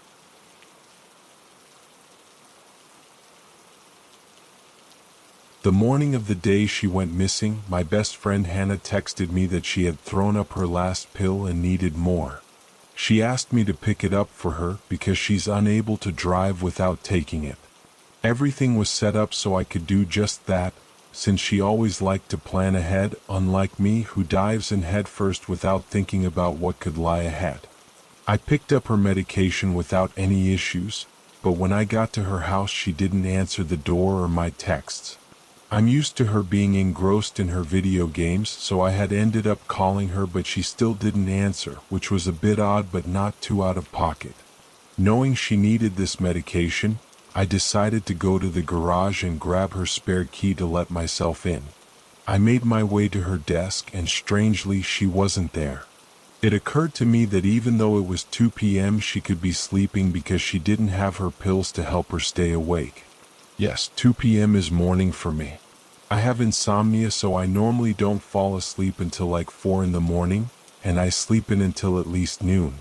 It's why I took the night shift at my job. Anyways, I checked her room and she wasn't sleeping or anywhere to be found for that matter. Starting to worry, I called her again, only to hear my ringtone coming from her desk. This is when I really started freaking out. Hannah always has her phone, always. The only time she doesn't answer is if she's playing video games or sleeping, and even then she still answers most of the time. I tried to calm myself down, thinking maybe she had forgotten it and since she couldn't drive, had gone on a walk. Who was I kidding? Part of the reason we were such good friends is because neither of us were athletic. There was no way she would just go on a walk. I immediately pulled myself together and began searching her entire house, thinking maybe she had fallen asleep in an odd spot, but she was nowhere to be found. I ended up calling the police, but they weren't helpful, saying she had probably just run off with a guy or something. That's one of the reasons I want out of this borough. I know Hannah, and she wouldn't just run off with a guy, at least not without telling me, and definitely not without her phone. That was 2 weeks ago. Everyone else who cares about her has given up, but I refused to believe she was gone, well, until today. I decided this morning as a last-ditch effort, I would put aside my feeling of not wanting to invade her privacy, and use the access she had given me to her phone to look for something, anything to help me find her.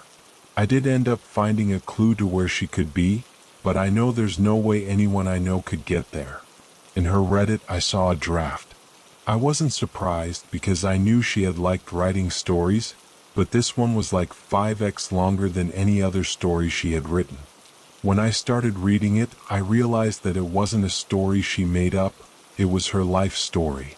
As I mentioned before, I have no way of reaching where she is, so I'm posting her story in hopes that there's someone out there who has had experiences similar to hers and can help me get my best friend back. My doctor told me I have narcolepsy, but that doesn't explain the other dimensions. I'm Hannah Zimmerman, 19F, and I love writing stories for this subreddit. You may have figured out this isn't normally how I write, but this is different and I need that to be evident. It's different because, well, it's the story of me. In my junior year of high school, I remember having my first episode. I was in study hall sneakily playing on my phone, when all of a sudden I was in the woods and running from something of my dreams, but this felt real. The pounding of my feet on the rubble of the forest floor, the tall grass tickling my legs, and the wind blowing around me as I fled. Then I blinked and I was back in study hall. My best friend, Amar, was looking at me as I just blankly stared in their direction. They asked if I was all right and I said I wasn't sure and that I needed to text my mom.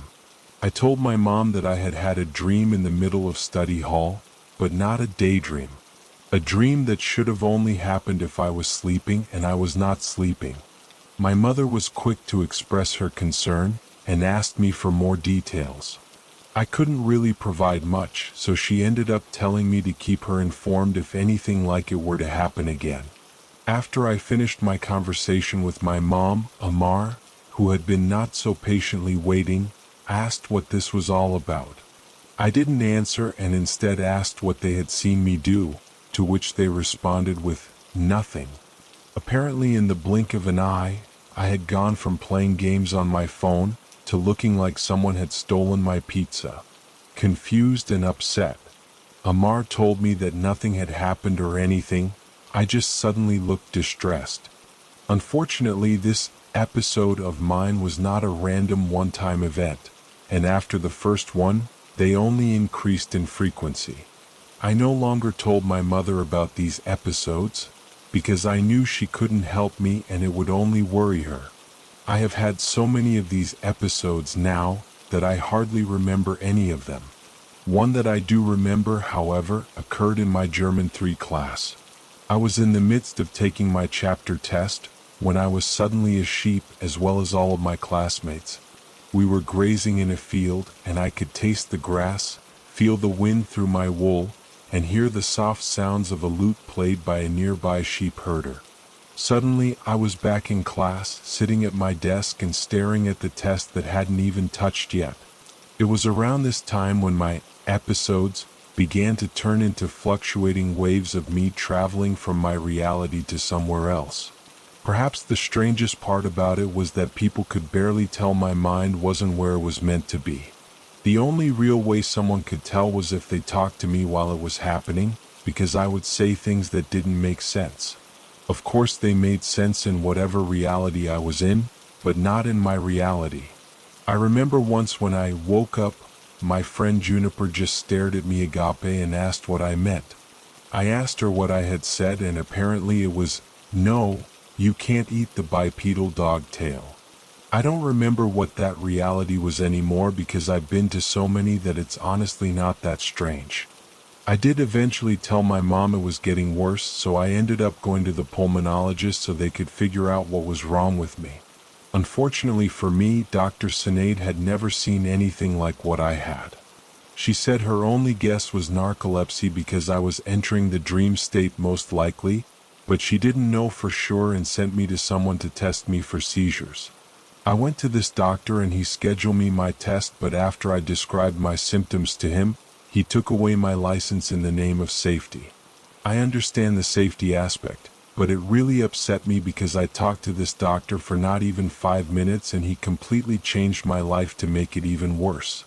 On the day of the test, they had a ridiculous amount of cords and I don't remember what kind of brain scan they were doing, but they cemented them all over my head so they would last all week. Yes, the test they were doing meant I had to be in a hospital bed with all these wires glued to my head for a week. I could only get up to use the bathroom because standing up sends brain waves that would mess up their tests or something. Oh, and did I mention they had a live video camera in my room? Yeah, that was weird. The reason I was in the hospital for a week is because they wanted to catch one of my episodes on the brain scan thing, so they gave me this little button and told me to press it if I had one. This is a side note, but that cement stuff was okay at first, but on day 3 I was losing my mind. It was so itchy. Anyways, so after this whole test thing, they figured out only that I wasn't having seizures. Back to the pulmonologist, Dr. Sinead, we came up with a plan for the next test to see if I was narcoleptic. It took forever to get this test scheduled because our insurance was like, "No, you don't need this test. It's not like what you're dealing with is making your life so much harder." After Dr. Sinead, my family, and other doctors calling the insurance company a lot, they finally let us do it under insurance, but we had to squeeze it in before our year reset and we had to meet the deductible again. We finally got the test scheduled for 2 days before our insurance year ended, and I had high hopes for this test. It all went well in the beginning. It wasn't uncomfortable and literally all I had to do was sleep. Apparently they were going to wake me up periodically to make sure I didn't get as much REM as I needed, so that way when morning came and I just sat in the bed, my body would be more prone to show evidence of narcolepsy if I had it. Oh, I forgot to mention, I had to be weaned off my depression and anxiety meds through a 2-week process before this test, and it was miserable. I'm talking almost constant suicidal thoughts combined with super high anxiety about anything and everything. Yes, it sounds ridiculous, and it was. I wasn't usually like that. My body just decided to freak out when I had to go off of it and made life as difficult as possible. It would have eventually leveled out, but I wasn't off long enough for that. Okay, back to the test. It was going well, and then the first time they woke me up they told me I had sleep apnea and they were sending me home. This confused me, and not just because I had just been woken up. I texted my mom to come and get me and she came in and basically interrogated this nurse. The gist of it was, I had stopped breathing during the night, which meant I had sleep apnea, and they had to treat that to make sure that wasn't the problem, even though I knew it wasn't. So yeah, after all that hard work I just was told I had sleep apnea, and that if I still had symptoms after treating that for a few months then they could do the narcolepsy test. This infuriated me and my mother. Yes, we understood that they couldn't properly diagnose me without my sleep apnea being treated, but we also knew that meant I would never be officially diagnosed with it. What? Well, I had talked to my psychiatrist about how it was when I went off my medicine, and he said I should absolutely not do that again. Not going off the medication meant I couldn't take the test, which meant no diagnosis. Dr. Sinate said she was 98% sure I had it, but she couldn't give me the official diagnosis without the test. But she could give me a prescription of something that would help me stay awake during the day without that diagnosis. Somehow that specific medication is also used for people with one of the conditions I have. I don't remember if it was anxiety, depression, or ADHD, but the point is I wouldn't get in trouble for taking it without that diagnosis. A few months before that unhelpful test, I was coerced into quitting my job. On why? Well, when I started out on that job, I was really good at it and really fast, but then I started struggling with my narcolepsy, which we had no idea what it was at the time, so my rate of work went down significantly. I felt awful about it, but there was literally nothing I could do. I tried my best to do my job, but I had to silently sit in a room and sort things, which meant 45-minute periods of me going in and out of my reality. I could hardly get things done, and even if I did get them done, almost nothing would be right because I would have done it while my mind was in another place. I did explain to them what was happening and that I was trying my best to figure it out with a team of doctors, and my supervisors were understanding and kind about it. Well, except for one, but we'll get to him in a minute. One fateful Saturday morning I went into work, and on Saturdays there are less people and only one supervisor. Lucky for me, it was the only supervisor who was a jerk to almost everyone. I didn't even think a thing of it because I normally just ignored him and did my job, but after I worked for like maybe an hour and a half, he walked up to my desk and told me to follow him so we could have a chat. It was at this moment I knew I was screwed. We sat down in the break room, and I don't remember what all he said, but basically he told me I was doing worse than people who were just getting trained in and I needed to improve immediately or else I would have to leave. I'm embarrassed to admit I did start crying. I started to explain about how I was trying my best, but there was something unknown wrong with me, but he interrupted me and told me he knew about my medical stuff, but that I had had enough time to figure it out, less than a year BTW, and I need to just deal with it and do better. I told him that I couldn't, and I don't remember exactly what he said in response, but it was essentially quit or you will be fired. I said nothing, went to my desk and packed up my things, then went home. There's more that happened after that, but basically it just made my mental health worse because I felt like I couldn't do anything right and there was nothing could do about it. Fast forward to after I had been on this medication for a few months, and my life had significantly improved. My episodes decreased to maybe one a day if even, and I was able to drive and even hold a job where they actually understood and cared about me. Life was going good, probably too good now that I think about it. Ever since I've been on that medication, I felt like there was something in my head upset with me for holding it back. I thought I was just being weird and anxious, but one day when I forgot to take my medicine, I had more episodes in one day than I'd ever had before, and unlike before, they were all about the same thing. I was in an absolute void of darkness, everything was black. I couldn't see or feel anything other than the cold abyss I was floating in. I could hear though, and that was the problem. That same voice I'd thought had just been something I was making up, was calling to me. Not like whispering and telling me to go to it, oh no. It was screaming unintelligible things, and every once in a while it would say, "Your mind is under my command," and "I've let you play long enough." After that day I have never forgotten to take my medication, but this morning something worse happened. I somehow didn't notice that I only had one pill left until a few minutes ago, and when I took it, it got stuck in my throat, which caused me to vomit it up. I don't know about other people, but I'm not keen on eating my toilet water-soaked vomit no matter how desperate. I just texted my best friend Amar to pick up some more medication from the pharmacy for me, since I can't drive without having taken my meds. They usually aren't awake at this hour, and there's no one else around to help me out, so I hope I'll be okay until they wake up. I just hope this voice in my head doesn't get any louder.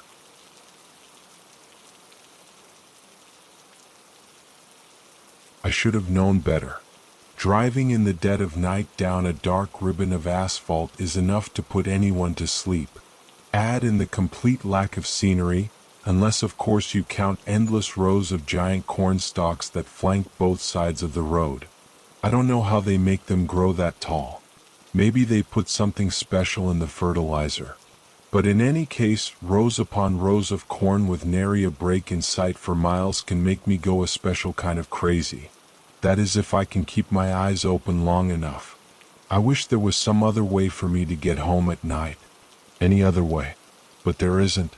I live at the far end of the road, surrounded by cornfields. Going faster wasn't an option. With the corn so close to the road, I had no warning if a suicidal deer jumped out in front of me. And believe me, I've had plenty of those. Fortunately, I kept to my own personal speed limit of 40 miles per hour. It helped me to avoid making a fur hood ornament out of many a deer. Not to mention the other creatures that seemed to think they owned the road. My car was a factor too. At this point, I'm not sure it would tolerate going much faster than 40. The engine light had gone on around a month ago, but I didn't have the time or money to get it to a garage. I just prayed every time I turned the key that it would start and get me home or to work, depending on what time of day or night it was. Those were the only places I went anymore, home and work. Occasionally, I'd stop after work and get some groceries, but that was it. When you worked at a factory like me, that seemed to think you were just another machine they could run as much as they wanted, home and work was all your life consisted of. This night I'd be especially glad to get home. My feet were killing me and I was exhausted. I was due back at work in less than 12 hours and needed to get as much sleep as I could. Not that any of that was a rare occurrence. My feet were always killing me and I was always exhausted. Even on my days off, all I did was sleep, trying to catch up from a week of working 12-hour days. The corn seemed to be blurrier than usual tonight, and I caught my eyes going closed more than a few times. I woke up to the sound of metal grinding and lights flashing on my dashboard as the car lurched to a stop. There was no time to pull over, it ground to a halt in the middle of the road. Futilely, I tried to start it a few times only to be rewarded by the sound of metal grinding against metal. "No, no, no," I said. "Please don't do this to me." It ignored my pleas. Closing my eyes, I turned the key one last time, praying for a miracle. The engine didn't even click. It was done. I smacked my head off the steering wheel in frustration, not doing any damage to the wheel but starting me on a headache. The headlights were still lit, but just beyond their dying dirty yellow glow the overwhelming darkness closed in. Taking a moment to gather my thoughts, I realized I was at least 10 or more miles from home. My feet were still hurting from work, and even resting them as I sat in the car wasn't comfortable. I didn't relish the idea of walking, let alone for miles. It was a little after 3 in the morning. Even if I was able to afford AAA, no one was going to drive out here at this time of night. For a brief moment I thought about sleeping in the car, but there was always the chance of being run over by one of the tractor trailers that hauled corn from the local farm that surrounded me. Dying in an accident because I was too stupid to get out of the road would be just my luck. I decided to avoid that scenario. As much as I hated the thought, I would have to walk. Grabbing my work bag and a flashlight out of the glove compartment, I turned on the hazard blinkers and got out of my car, knowing it would be the last time. I only hoped I would get some trade-in value for it when I went to buy a used car I couldn't afford. But with my luck, the dealership would probably charge me more to tow it than they would give me on a trade-in. Not bothering to look back, I turned on the flashlight and started walking. Pain shot through my feet and up my legs with every step. After 10 minutes, I couldn't take it anymore. I stopped and sat in the grass on the side of the road, digging through my work bag for the bottle of ibuprofen that I carried and used every day. Fortunately, there was enough water left in my bottle to wash 3 of the pills down. It took every ounce of my willpower to get up and start walking again. The pain hadn't gone away, it had gotten worse. I silently prayed that the medicine would kick in soon. Trying to focus on something, anything other than my feet, my flashlight swept back and forth across the road, sometimes catching the edges of the cornfields. It wasn't supposed to be cold today.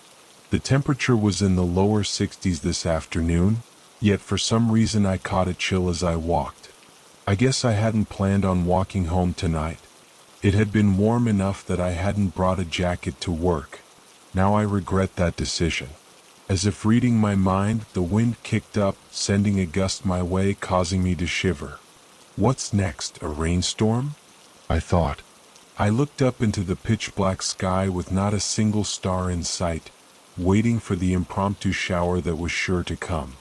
That was the way my luck was running. As I waited for the downpour, I trudged on, each step delivering pain. I wished there was a way to prove that the company was at fault, sue them, and retire. But I knew there was no proof. Others before me had gone through the same thing and none of them had any proof either. They just slowly disappeared one by one. Management found some excuse to fire them. And since the company was such a large employer in the town, the fired person was also blacklisted. I know they say blacklists don't exist. Tell that to the people who were fired and weren't even given unemployment because the company didn't want to pay for it, so they bullied people into keeping their mouths shut. If only I could get another job, but the company was the highest paying around by a slim margin. That's why they built their factory in a depressed area, no competition.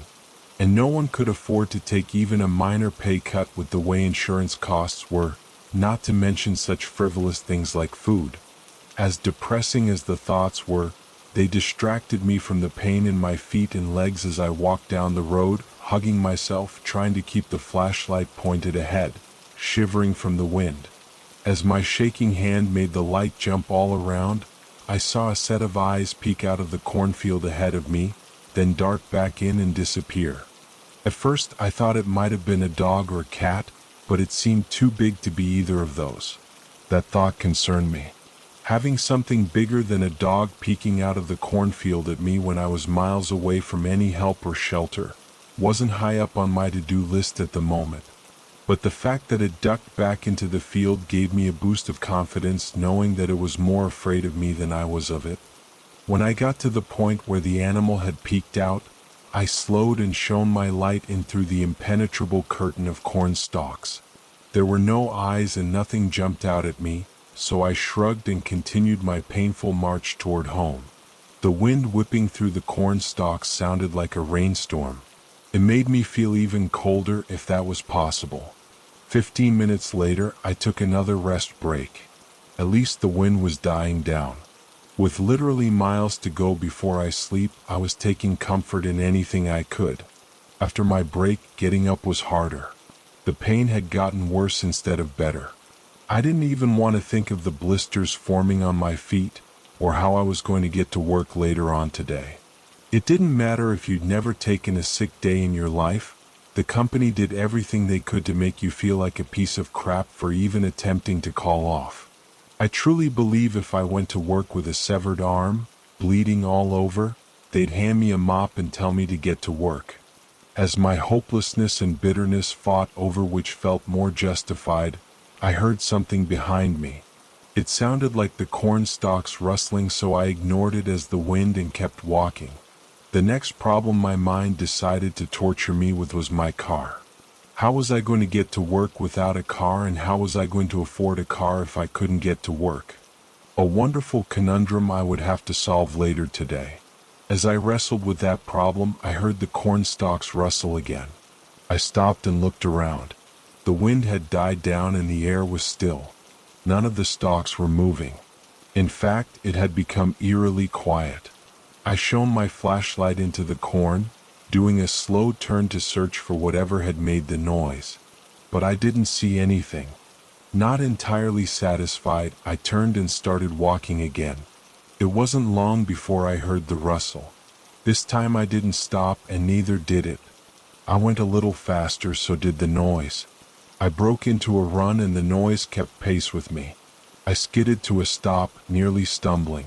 The noise in the cornfield stopped as well. There was no doubt about it, something was following me. It was keeping pace with me. It was stalking me.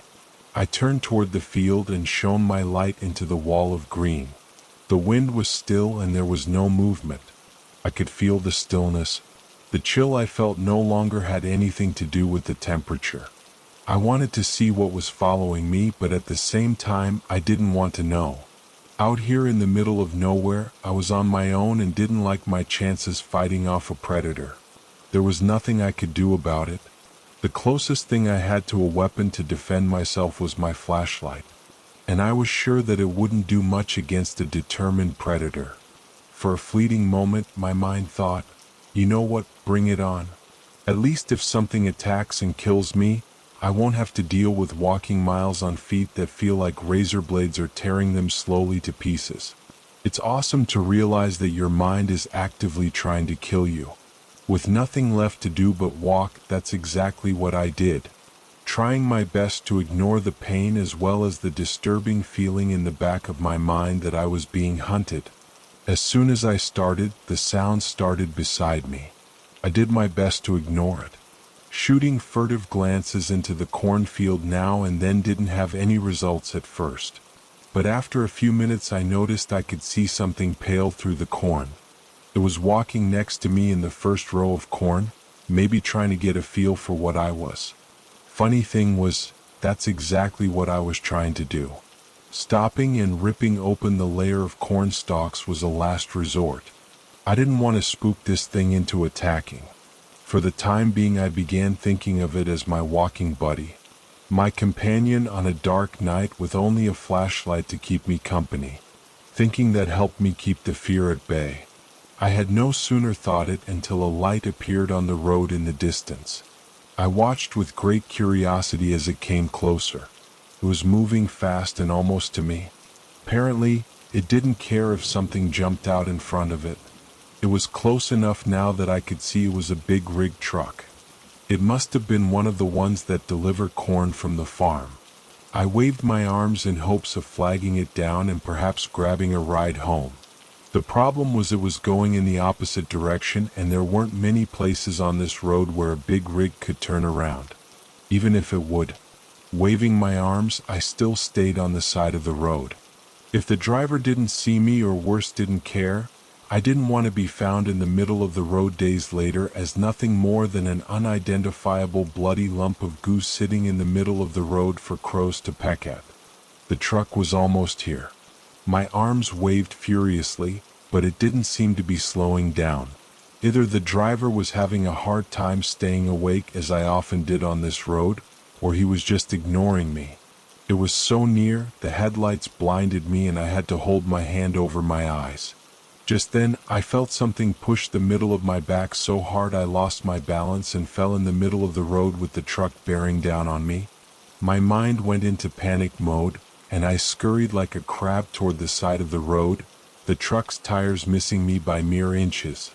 As I rolled into the grass on the far side of the road, the wind from the passing truck washed over me so strong, if I'd been standing it could have knocked me down. I watched in shock as the truck continued on. Its brake lights didn't even flash for a moment. Hopelessness and rage fought for control as I watched the lights disappear into the distance. It didn't even dawn on me how I had ended up in the middle of the road until I stopped to think about it. Someone or something had pushed me.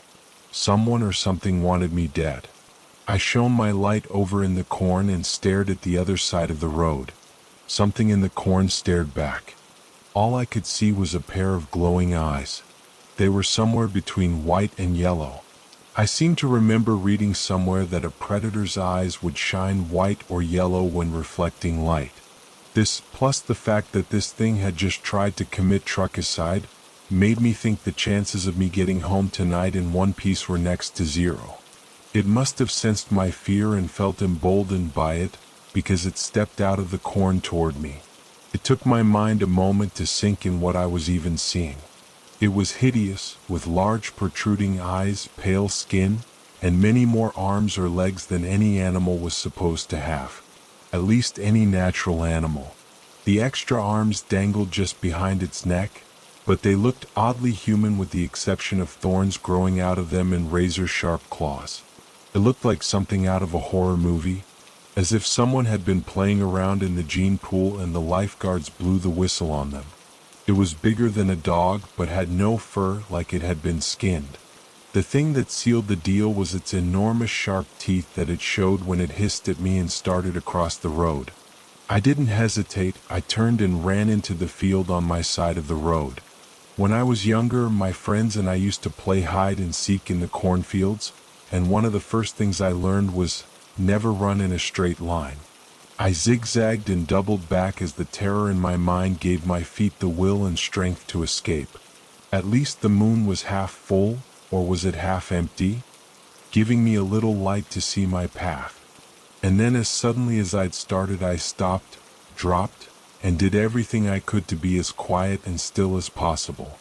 It wasn't easy, especially at first when my breaths were coming in ragged gasps and I had to cover my mouth, trying to breathe slowly and quietly when my oxygen-starved lungs were screaming for more air as quickly as possible.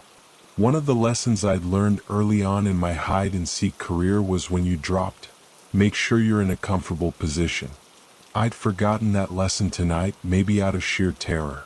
When I dropped, instead of sitting, I was on my knees in the ready position in case I had to run quickly. A wise position to be in if I were to be found right away. However, after 15 minutes of sitting on my knees, I'd realized my mistake. I was about to change position when I heard a soft rustling of corn stalks behind me. Every fiber of my being froze and I stopped breathing. It moved slowly, searching methodically. Even though I knew it was trying to make as little sound as possible, I could hear the soft rustle of corn stalks brushing against it and feel the ground give slightly with every step it took. It was in the row beside me. I knew it was a bad decision, but I looked over at the spaces in between the stalks at its horrifying body. It was bigger than a dog, but the extra arms it didn't walk on were covered with sharp-looking thorns and claws. I didn't dare look up as far as its face and mouth for fear I would start running right then. And then it hit me. If I could see it, then it could possibly see me. Was this thing just toying with me? I'd seen that so many times as a kid. The seeker would pretend not to see someone hiding and pass by only to jump back and scare the crap out of the hider a moment later. This creature was almost past me. Was I about to suffer the same fate? Would it pass me, letting me believe I was in the clear only to whip around and sink its claws and teeth into me? I was about to start shaking. I could feel it. I had to get that under control real quick. There was still a chance it hadn't seen me. That was the hope I clung to.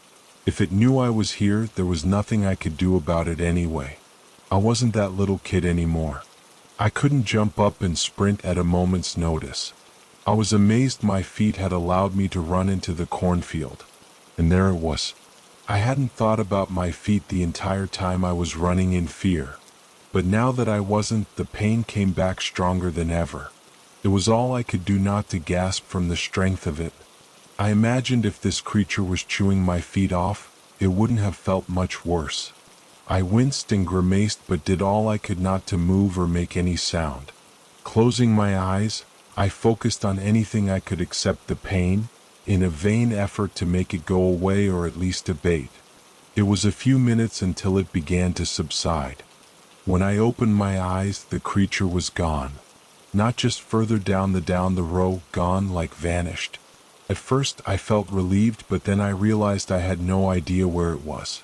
It could literally be right behind me and I wouldn't know. I felt the panic rising in my mind and had to fight to keep it down. Okay, it passed me, so unless it knows I'm here, I thought. There's no reason it would stick around this area with so much more field to search. If it does know I'm here, I'm dead anyway and there's nothing I can do about it. At least if I die, my feet won't hurt anymore. As strange as it sounded, that seemed to calm me down for the moment. Next, I focused on getting in a more comfortable position. My knees were screaming for mercy. I turned and sat in the cold dirt, making surprisingly little sound. Now was the time to rest for a minute, then consider my options. I still had my flashlight, but I didn't dare turn it on. At least I was getting a little light from the moon. Somewhere during the commotion I must have dropped my bag. A shame really, because I could have thrown it in the opposite direction to misdirect the creature. Sitting there was an option, but it wasn't one that would get me home. I could crawl out to the road and continue on my way, hoping that the creature was so busy searching for me and wouldn't notice. I chuckled softly at the ludicrousness of that plan, and then I stopped. Why not? I thought. If it already passed me and didn't know I was there, maybe it would keep searching, oblivious that I had quit the deadly game of hide and seek and was heading home. The longer I thought about it, the more plausible it seemed. At least it was a plan, something to focus on rather than impotent fear. I turned around as quietly as possible and began crawling toward the road. After a short time, I'd had enough of that and stood, stepping sideways to brush against as few of the leaves as possible. I found the noise I made this way was less than what I did while crawling, but it was still noise. I had no idea how near or far that thing was, and if it was close, it was bound to hear me. The thought made me want to go faster, but I realized that panic would only get me caught.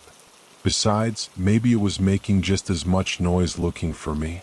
As I comforted myself with that thought, I felt the first raindrop hit my cheek. Looking up, I watched the moon disappear behind rain clouds, and with it went my light. At this point it didn't matter. I was in a road that was heading toward the road, hopefully, and once I stepped out onto the road, I could use my flashlight again, covering it up and only allowing a sliver of light to escape at a time. I kept walking, glancing behind me from time to time as the rain intensified. It wasn't long until the fear of the last hour or so gave way to shivering as the cold rain soaked into my clothes. I once again lamented not bringing a coat. All I could see were a few corn stalks in front of me. The storm had robbed me of even the little light the moon had provided. The rain pounded harder so that I could barely hear myself walking. I took the opportunity to walk faster, when suddenly the corn stalks disappeared. It happened so fast I nearly lost my balance and fell face first onto the road. I had made it out of the field. I felt like hooping and hollering, but that would just tell the monster where I was. Instead, I turned my flashlight on and covered it with my hand. Looking left and right, I remembered which side of the road I was on and turned left to start for home again. I breathed a silent prayer that the thing would stay lost in the field until I was home, in bed, asleep. The rain was coming down in sheets, but I trudged on through it. The monster chasing me took away any thought of rest breaks. The next time I sat down would be in my living room. I limped on through the rain, pain shooting through my feet, but I didn't care. I wondered if I would make it all the way home. It had to be at least 6 or 7 miles away, through the pouring rain, with a homicidal monster hunting me. I never thought all that would happen when I left for work this morning. As I pondered my survival, the rain in front of me began to glow. I stopped and watched as a shadowy figure rose out of the pavement. What now? I thought. Have I entered the freaking twilight zone? Staring at this growing apparition, I suddenly realized it was my shadow. I whipped around and saw a truck barreling down the road toward me. Could be my salvation or my doom. I aimed my light at the driver's side windshield and prayed for the best. For one long moment, nothing changed. The truck kept coming just as fast as ever. Then, miracle of miracles, I heard it slow with the Jake brake and eventually come to a stop beside me. The driver's side window came down and a large woman stuck her head out through it. "Are you nuts?" she screamed. "You trying to get yourself killed?" "No, ma'am, my car broke down," I called back. "I was just trying to get home." She shook her head. "Where's home?" I pointed in the direction she was headed and said, "Around 7 miles that way."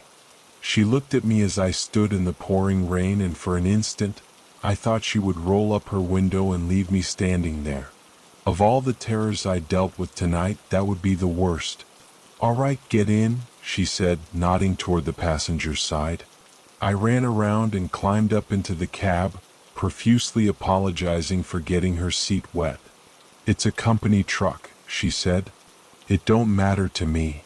She put the truck in gear, and it slowly started forward as I leaned back in the seat and closed my eyes. "Was that your car back there in the middle of the road?" she said. "Yes, ma'am," I said. She looked at her odometer. "Well, you walked around 4 miles so far," she said. I nodded as we picked up speed. Glancing in the side mirror, I saw something running down the road after us but losing ground quickly. I knew I had escaped death by a margin of a minute. Sighing deeply, I swore to never walk this road again. Even if I broke down, I would sit in the car and wait for someone to happen by. We passed the large farm that I knew was her destination and stopped 2 miles later when we got to my house. It was the only one at the end of a cul-de-sac. The realtor told me they were going to tear it down because the housing development it was supposed to start never happened. The company had gone out of business before they could build anything other than the model house. It had sat empty for years, falling into disrepair. Instead of tearing it down, they rented it to me after doing just enough to make it livable. "Is this it?" she said, turning partway through and stopping. "Home sweet home," I said. "Thank you very much. You're a literal lifesaver." She looked at me with a question in her eyes, but I was already climbing out of the cab and closing the door. I ran to the front door, dodging raindrops as I dug out my keys and unlocked it. Closing and locking the door behind me was the best feeling I'd had in a long time. I painfully pulled off my shoes and left them on the mat beside the door, then went to the laundry room and stripped off my wet clothes. Next was a shower before throwing on a pair of pajamas and going to bed. Laying there under my warm blanket in my soft bed made the rest of the day feel like a nightmare. There was still the problem of what I was going to do about a car and how was I going to get to work, but those would wait until I got a good night's sleep. The last thing I thought about was that monster and how I'd cheated death. I wondered how many of those things were roaming around, what it was, and how many people had disappeared like I nearly had.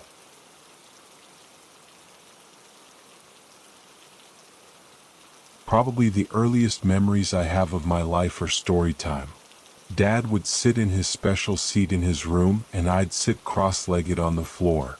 Story time was important. Story time was special. Story time couldn't be skipped. Every night was a ritual, an event. I liked it mostly. He'd often read from picture books. He'd always shuffle in new ones.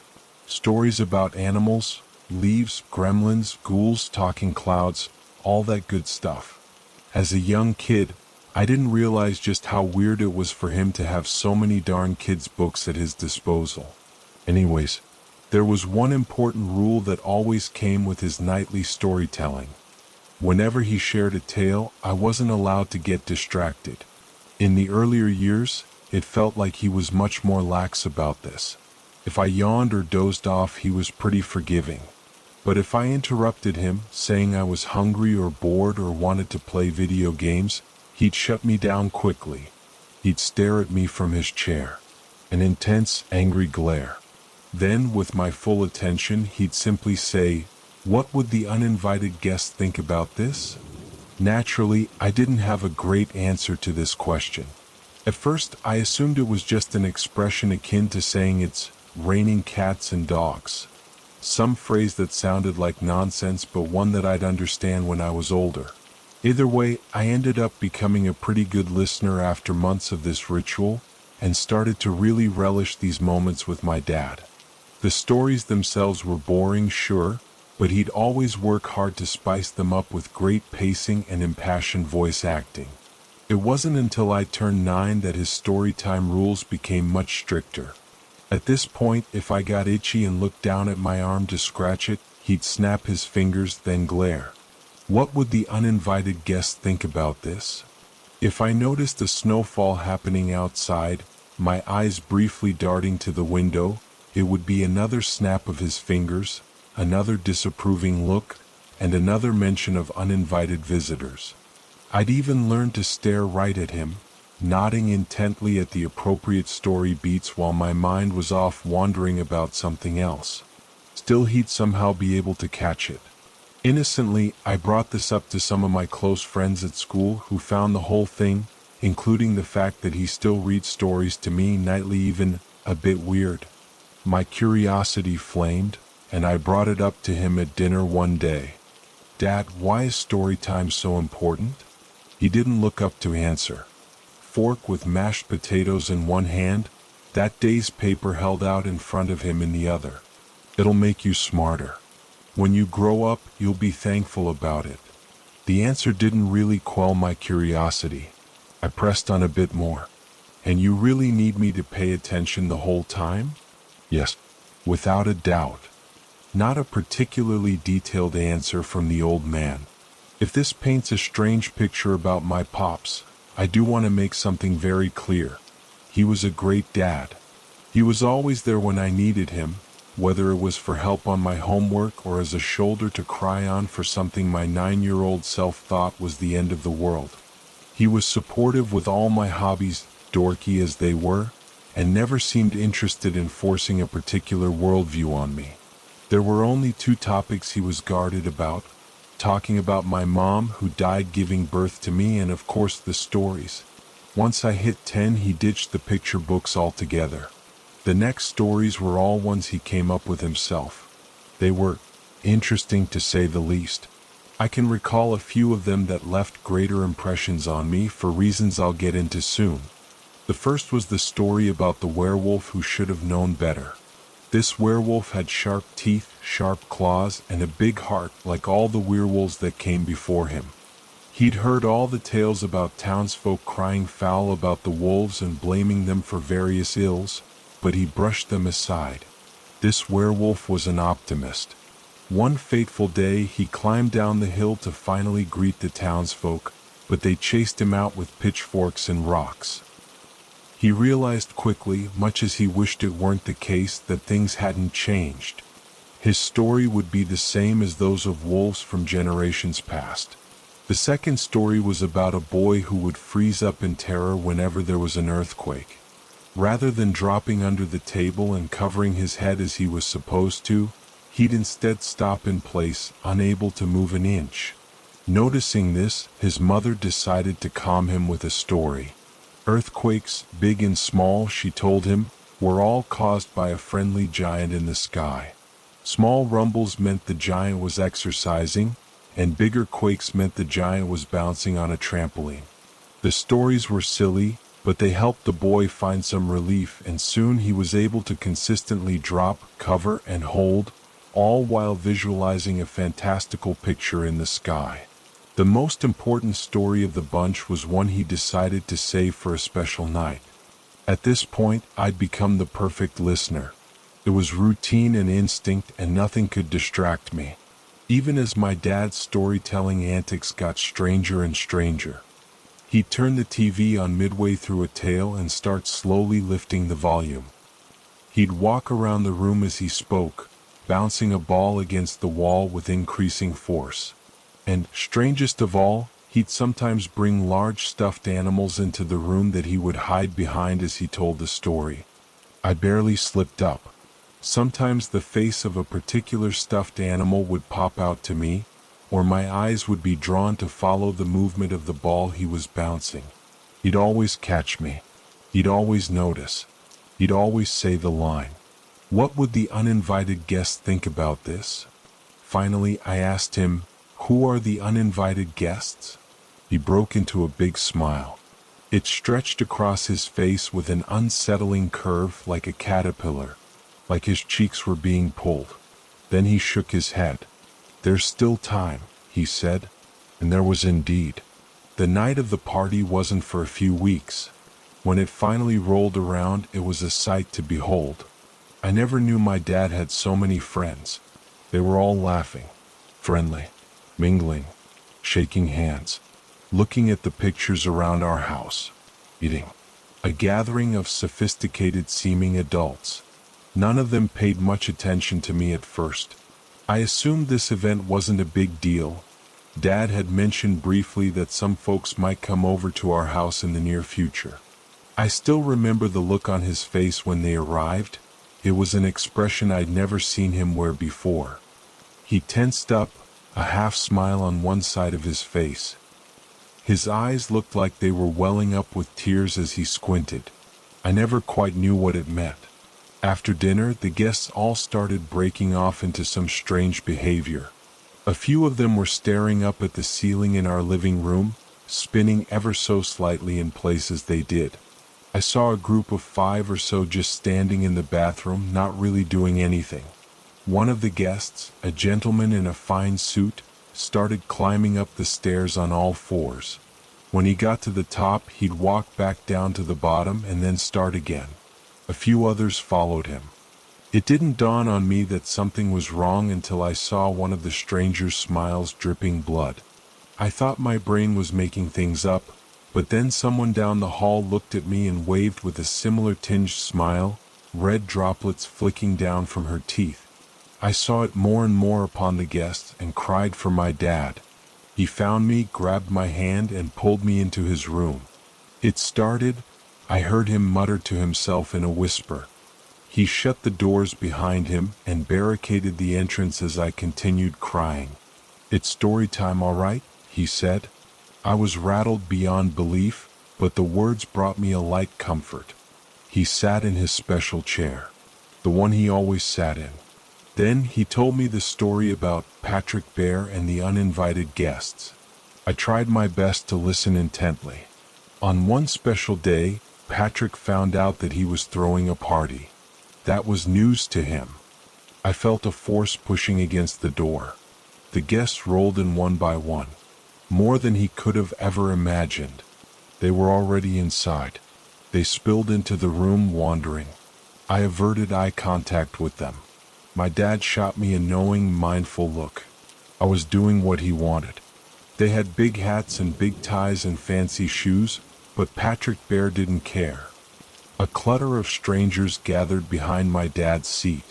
They peeked their heads out to look at me. The others started sitting around me in a circle. They left only a small gap for me to lock eyes with my father.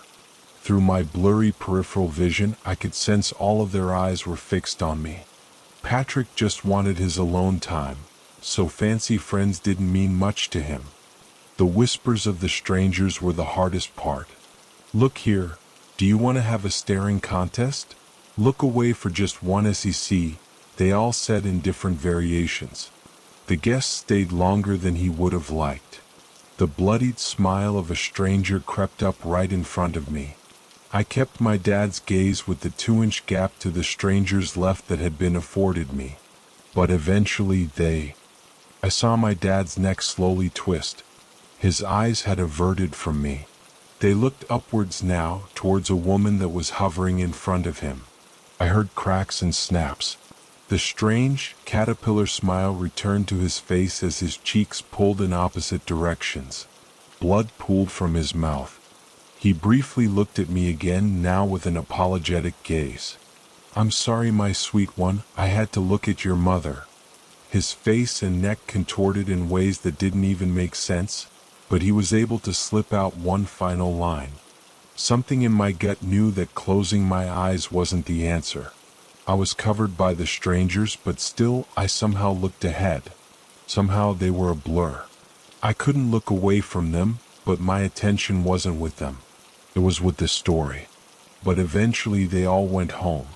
And Patrick Bear found peace and quiet once again, I said. A breeze blew through the window. The room was suddenly still. The house was empty. Everyone was gone. There was no sign of anything. No family photos, no children's books, nothing I recognized. Just a generic furniture. When the cops found me days later, starved and confused, the story was that I was an orphan boy with no traceable lineage. Everything I told them about my dad, my upbringing, story time, and more couldn't be proven in any way. I talked about my school, about the teachers and friends I had there, but no one mentioned could recall ever knowing me. For a while, I was convinced that I'd made up the whole thing in my mind. that I'd been abandoned by my parents when I was young, fled from an orphanage, and squatted in uninhabited properties living an imagined life. A storybook of my own. The events of that final night of story time and the insanity I encountered were proof that I'd merely decoupled from reality as a child. Unfortunately, like the werewolf, I learned a painful lesson when my wife Meredith died while giving birth to our son Michael. Through the sheer shock and horror of it all, I tried to convince myself that it was just a disturbing cosmic coincidence.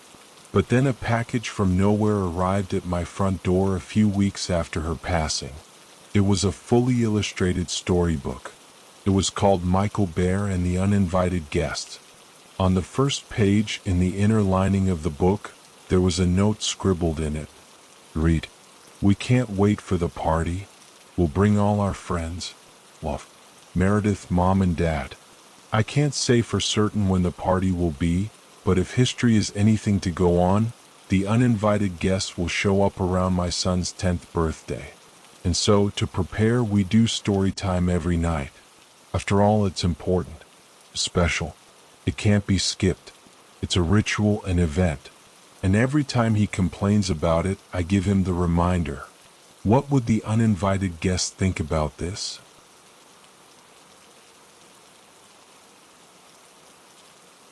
Jim was an aspiring writer.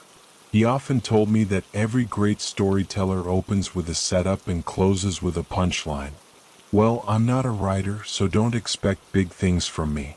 I'm going to tell this tale as simply as possible. I read Jim's blog and it frightened me. 3 posts from a best friend who went missing 15 years ago. I found them yesterday.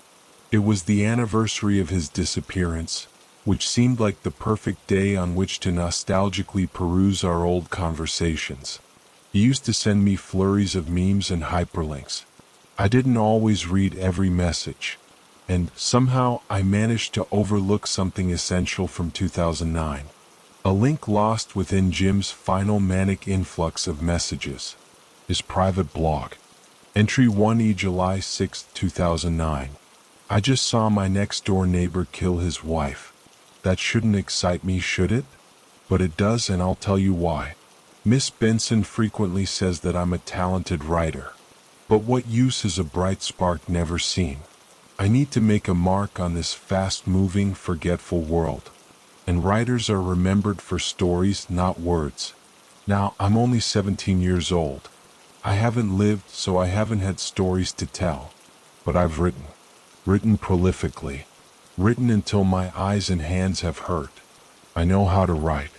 I just haven't known what to write. Until today. This blog may well be my magnum opus. My finest piece of literature. Don't care for my pretension? I don't care for your dismissal. You'll soon see what I see. This tale is a masterpiece. Not for its prose, but its story. I finally have a story. I would like to preface the tale by clarifying that I wasn't snooping. I happened upon this bold scene. That's all. I'm not interested in the slightest about the lives of Mr. and Mrs. Accursed. Well, I wasn't interested. That changed 4 hours ago. Isn't it strange that the slightest happening can fundamentally alter the trajectory of human history? If Gareth weren't so bad at GTA, maybe I wouldn't have rage quit. Maybe I wouldn't have left my room to prepare a pre-midnight feast in the kitchen. And maybe I wouldn't have looked out of the window. I wouldn't have seen Mr. Accursed standing in the upstairs bathroom, smiling as he feverishly fed the shower head into his wife's throat. With a spare hand, he spun the tap, increasing the water flow, rapidly pumping his wife full of liquid like a flesh balloon. I am ashamed to confess that I didn't save the woman.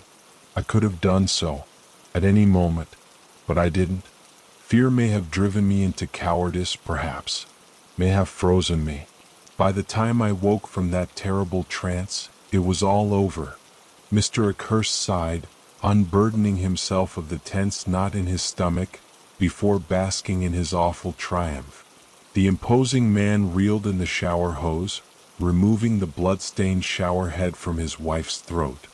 He cradled her body, eyeing her discolored skin and swollen, lifeless eyes.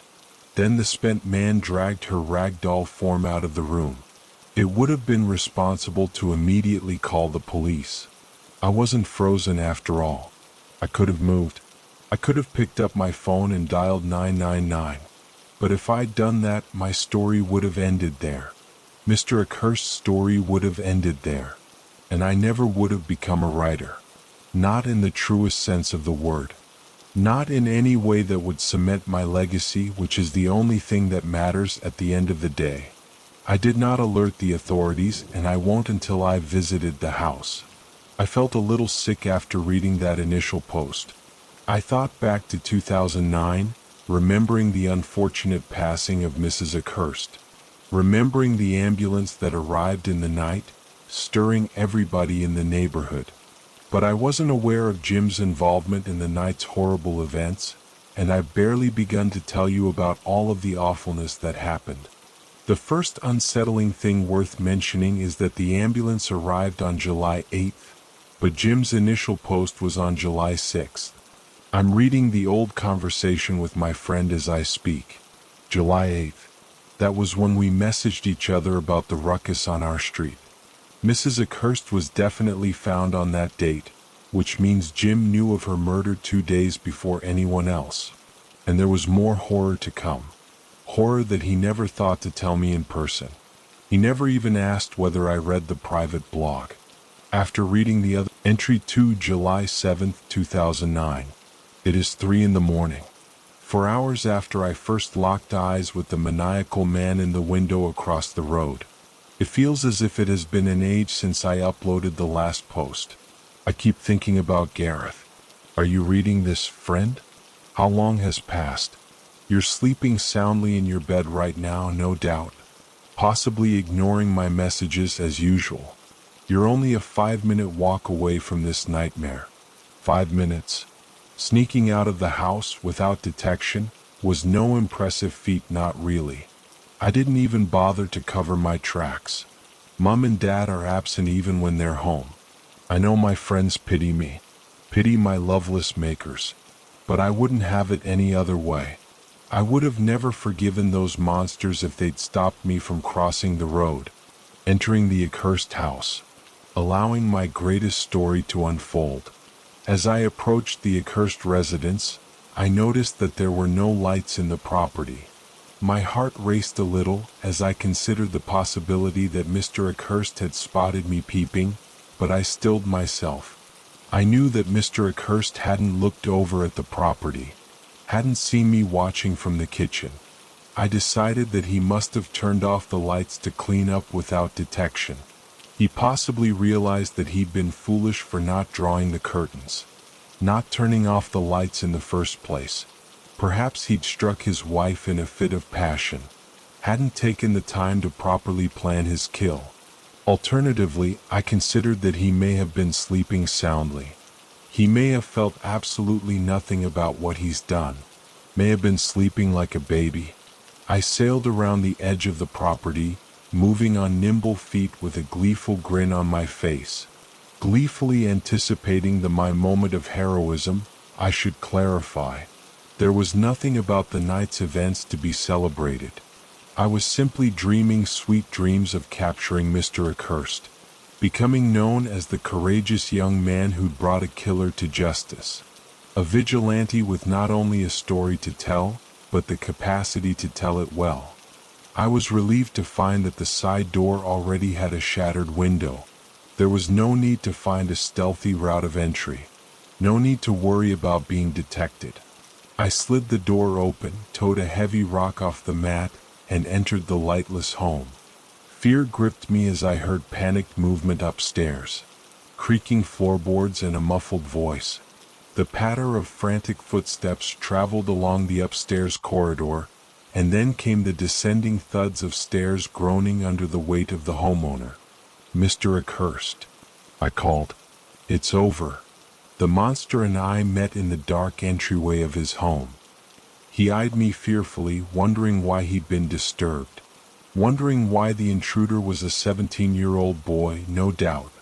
Youth was the greatest mask I had. We're verging on adulthood, Gareth.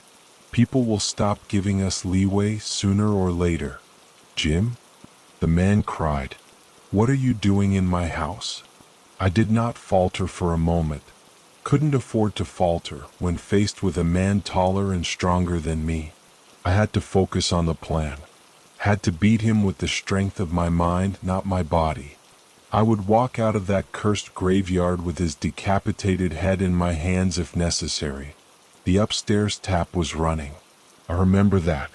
It was the only sound in the lightless house. I'd caught the man off guard, and that was the only advantage I had. With every passing second, that advantage was slipping away. The sound of running water drowned the crime. A terrible truth with such awful weight that I prayed it would sink far from view. Though I could not resist, Gareth. Could not resist telling you. Such a legacy doesn't deserve to be buried. The man barreled forwards and I held firm, rigidly sticking to the plan. Whatever my fate, I was determined to be remembered. I'm no moron, of course. I did not enter the pitiful man's hovel without a weapon to wield. I pulled the stainless steel from my pocket as Mr. Accursed charged towards me, watery eyes emblazoned with something. A feeling I did not, or perhaps could not place. For his mind was a mystery to me. The emotion may have been fury, perhaps. A fearful fury. Those tears multiplied and cascaded when my blade punctured his abdomen. I barely even moved the blade. Mr. Accursed did a fine job of moving into it, and the lobby was so dark that the man had clearly not detected any glint of a steel edge. No foreboding sign of his impending doom. As his mouth opened, I twisted the knife, gutting him in a rushed attempt to prevent any retaliation. Repeated thrusts and turns of my blade quickly quelled any ideas he may have had. The man fought meekly, placing one hand on my neck in a meager attempt to muster a loose grip as the life quickly fleeted his body. And then the house was silent. I could have been more meticulous, could have chosen a better instrument, a better way to attack, but I survived. It was over. The story was strange and not in a way that intrigued me. That was my first thought. I was terrified for a reason that seemed just out of grasp. But after an hour or so of repeatedly reading the second entry, I finally came to a conclusion. Jim, at the very least, wasn't telling the whole truth. And even after what I read in the final post, the whole truth is something I'm still trying to ascertain. I have more haunting questions than answers. Entry 3, July 8, 2009. Hello, Gareth. You should know by now that I made this blog for you. Only you. I hope that, upon finishing my disturbing tale, you put it in the hands of those who might know what to do with it. Someday. I really do pray you read it. I'm sure you will. Today I finally alerted the authorities. A moment that should have been exhilarating ruined by a terrifying development. It's currently 1 in the morning and I'm packing my bags. I must leave. It isn't safe for me here. You see, I failed. I didn't cover my tracks. I didn't eliminate the threat. I was a little off at school yesterday. You noticed that.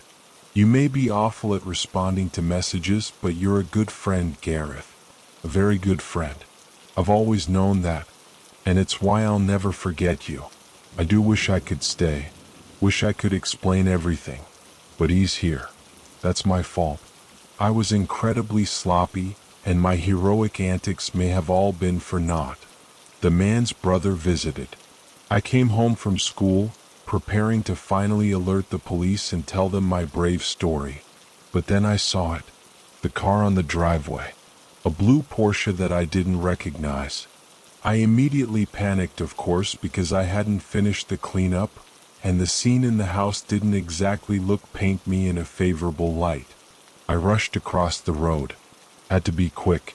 Had to tidy up my mess before Mom and Dad came home.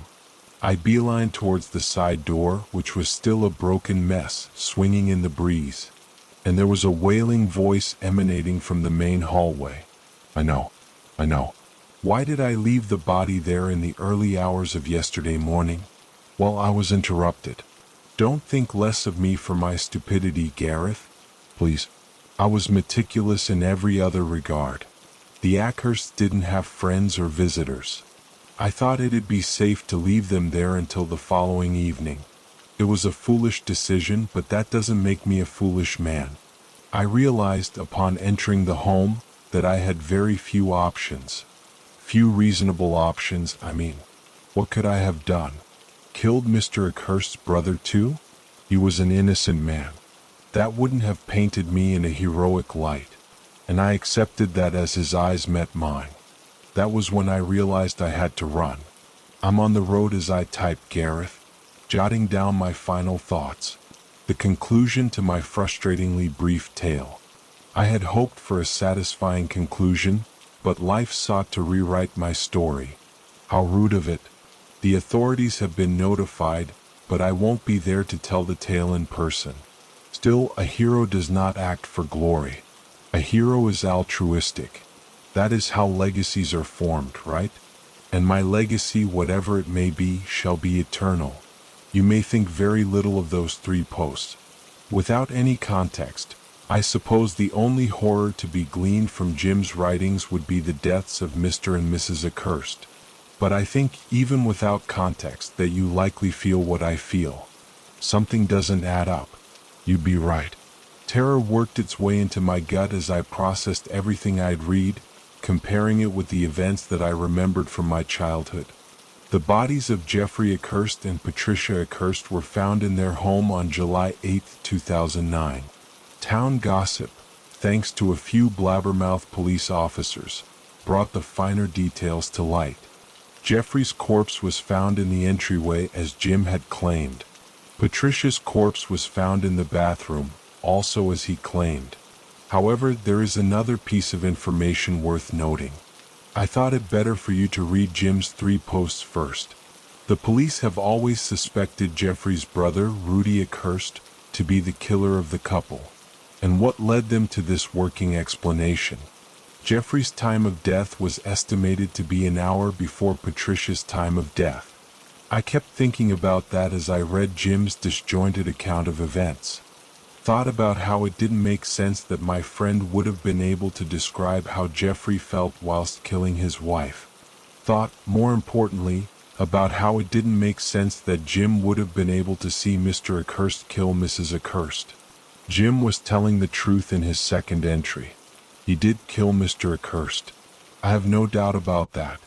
But my friend couldn't have seen Patricia die in the upstairs bathroom because her husband was already dead. And if Jim weren't avenging the woman, why on earth did he savagely slaughter Jeffrey Ackhurst? I think I know. We all know, don't we? But I don't want to accept it. Just as I don't want to accept who really killed Patricia Ackhurst. 4 years, it was believed that Rudy Ackhurst had killed his brother and sister-in-law before kidnapping or murdering Jim Harlow for whatever reason. But it's clear that we've been believing a lie. I thought about the closing sentence in entry 3, the punchline as my friend would call it, and my legacy, whatever it may be, shall be eternal. Jim was right. Given what he's done, he will be remembered.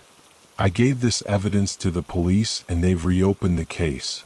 The town is alive with talk of the Ackhursts once more.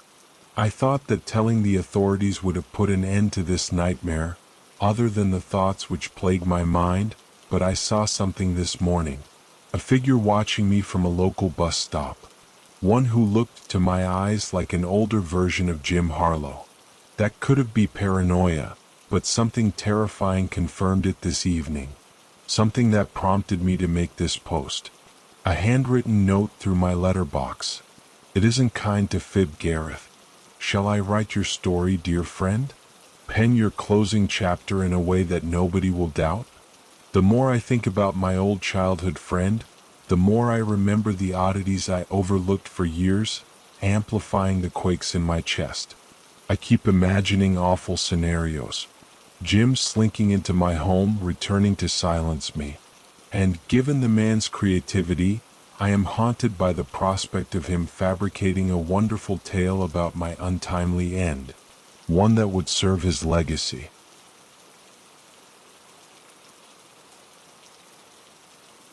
20 years is a long time to live with an awful secret. And it's worse when it's a secret you can't share with anyone else. Not only because you're afraid of how they will judge you, but because they'll probably think you're insane. I know if someone else experienced what I did when I was 14 and told me, I'd think they were nuts. If I hadn't experienced it myself, that is. I never told anyone, not the police, not my family, not the families of Dylan and Greg and Zach and Terry, not even the therapist I see regularly to deal with the lingering guilt and trauma. I think she suspects I'm holding back, that I know more than I'm letting on, and she prods me, encouraging me to get it out. She tells me it would be beneficial to come clean and put it out in the open. But I just can't. No human being in their right mind would believe such a story. But I want to get it out there somehow, to someone. I want to unload the burden I've been carrying all these years. That's why I'm posted here anonymously on Reddit No Sleep. I want to tell others the truth about what happened to me and my friends on Halloween 2003. I don't care what you think of me after you read it, judge me or call me crazy all you want. I just want an impersonal audience to know the truth and give me their opinion. I think that would make me feel better. Me and my best friends Dylan and Greg were in 8th grade that fall. We had been friends since we were 7. Middle school is that awkward transitional stage between grade school and high school, where you start to shift away from being a kid and start to mature towards adulthood. Even though we would be starting high school in just another year, in many ways we were closer to 12-year-olds rather than teenagers in terms of maturity. I'm telling you that so you have some understanding of why we did what we did that night. Terry was the new kid in school, a shy, geeky kid who, even by middle school standards, was pretty awkward. He was desperate to fit in, to make friends and be accepted by his peers. I guess that's why we took advantage of him. Please try to understand, we didn't consider ourselves to be bullies. We never intended for anyone to get hurt. We just wanted to scare him, that's all. We weren't intentionally trying to be cruel, it was just supposed to be a dumb prank. We were stupid kids and stupid kids do stupid things. It was mostly Dylan's idea, but me and Greg went along with it. In hindsight, I wish to God we hadn't, but how the fuck were we supposed to know? How could anyone know that what we did that night was going to result in so much horror and bloodshed? Dylan told Terry that if he wanted to hang out with us, he had to pass an initiation first. To become part of our group, first he had to spend a night in the old Magruder house, alone. And it being late October and Halloween fast approaching, that was the perfect night for Terry to take the dare. The old Magruder house in question was an abandoned old wreck that stood at the edge of a cornfield on the outskirts of town. A rotting, decrepit 2-story house that had been deserted for as long as anyone could remember. We didn't even know who the original owner had been. Magruder was just a name Dylan made up for dramatic effect. The three of us had explored the house before, and even though its outward appearance was admittedly pretty creepy, peeling paint, broken windows, sagging roof, inside, it was truthfully rather nondescript and unthreatening. Just empty rooms with tattered wallpaper and dusty old furniture. I could tell Terry was apprehensive, maybe even a bit scared, but he swallowed his reservations and accepted Dylan's challenge. He just wanted to make friends that badly. That's one of the things that haunts me the most. October 31st was a chilly, windy night when the four of us, me, Dylan, Greg, and Terry, rode our bikes out to the old house. We had met at Greg's house, telling our parents we were spending the night to watch horror movies. Greg's parents both worked nights and wouldn't notice we weren't there. When we arrived at the abandoned house, we dismounted our bikes and just stood for a few moments, staring. None of us had ever been out here at night, and it looked 10 times creepier than it did during the day.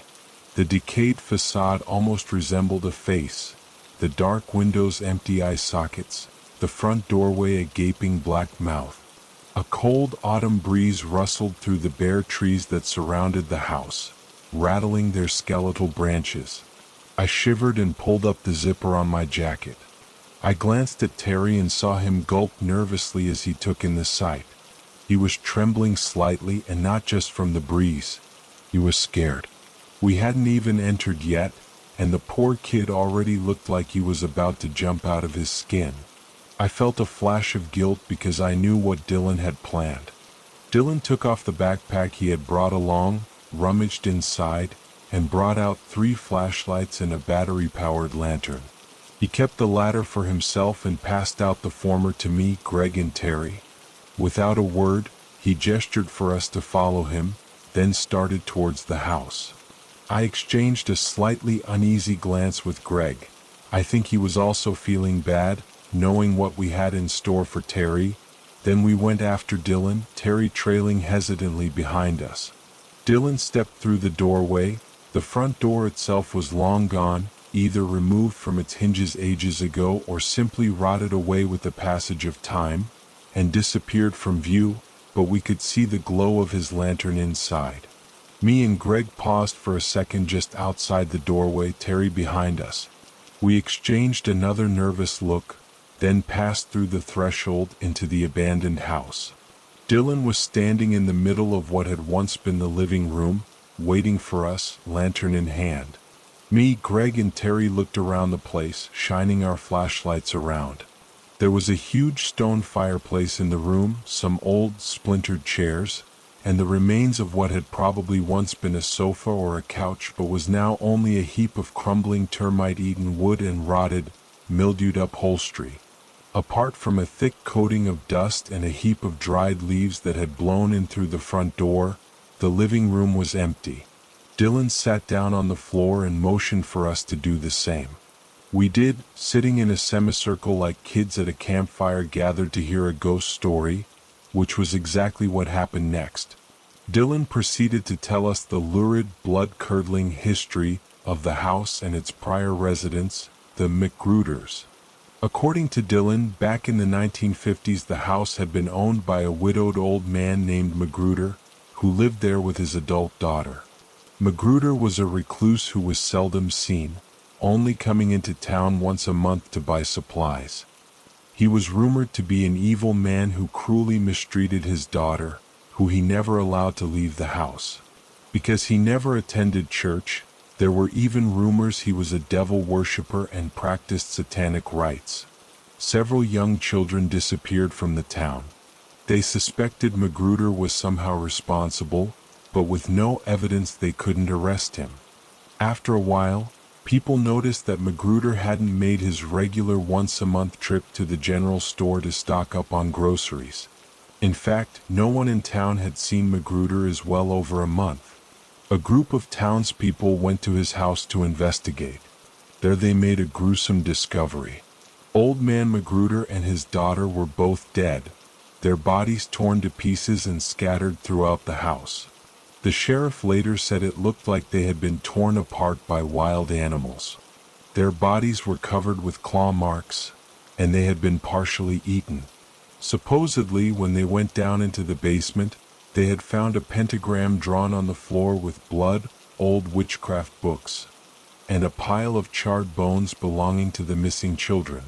They never solved the murders, but the town suspected that Magruder must have been performing a satanic ritual and somehow something had gone wrong. Perhaps he had summoned a demon that had killed him and his daughter. The house stood empty for more than 5 years, but then a new family moved into town and bought it because it was so cheap. The townspeople tried to warn them about the house and its horrifying past, but they just laughed them off. They were from the city and they didn't believe in stupid superstitions. They had scored a great deal on the place and they weren't going to be scared off by a bunch of ignorant hicks. A month passed uneventfully, but then the family just disappeared. They weren't murdered. There were no bodies, they were just gone. Vanished without a trace. No signs of foul play. All their possessions were still in the house and their car was still parked outside. It was as if they had just disappeared off the face of the earth. After that, no one would dare live in the house. It just stood vacant for decades, slowly falling into ruin. I need to stress that Dylan's whole story was total bullshit. Everything he told us was pulled straight from his ass, made up specifically for Terry's benefit, and it had the desired effect.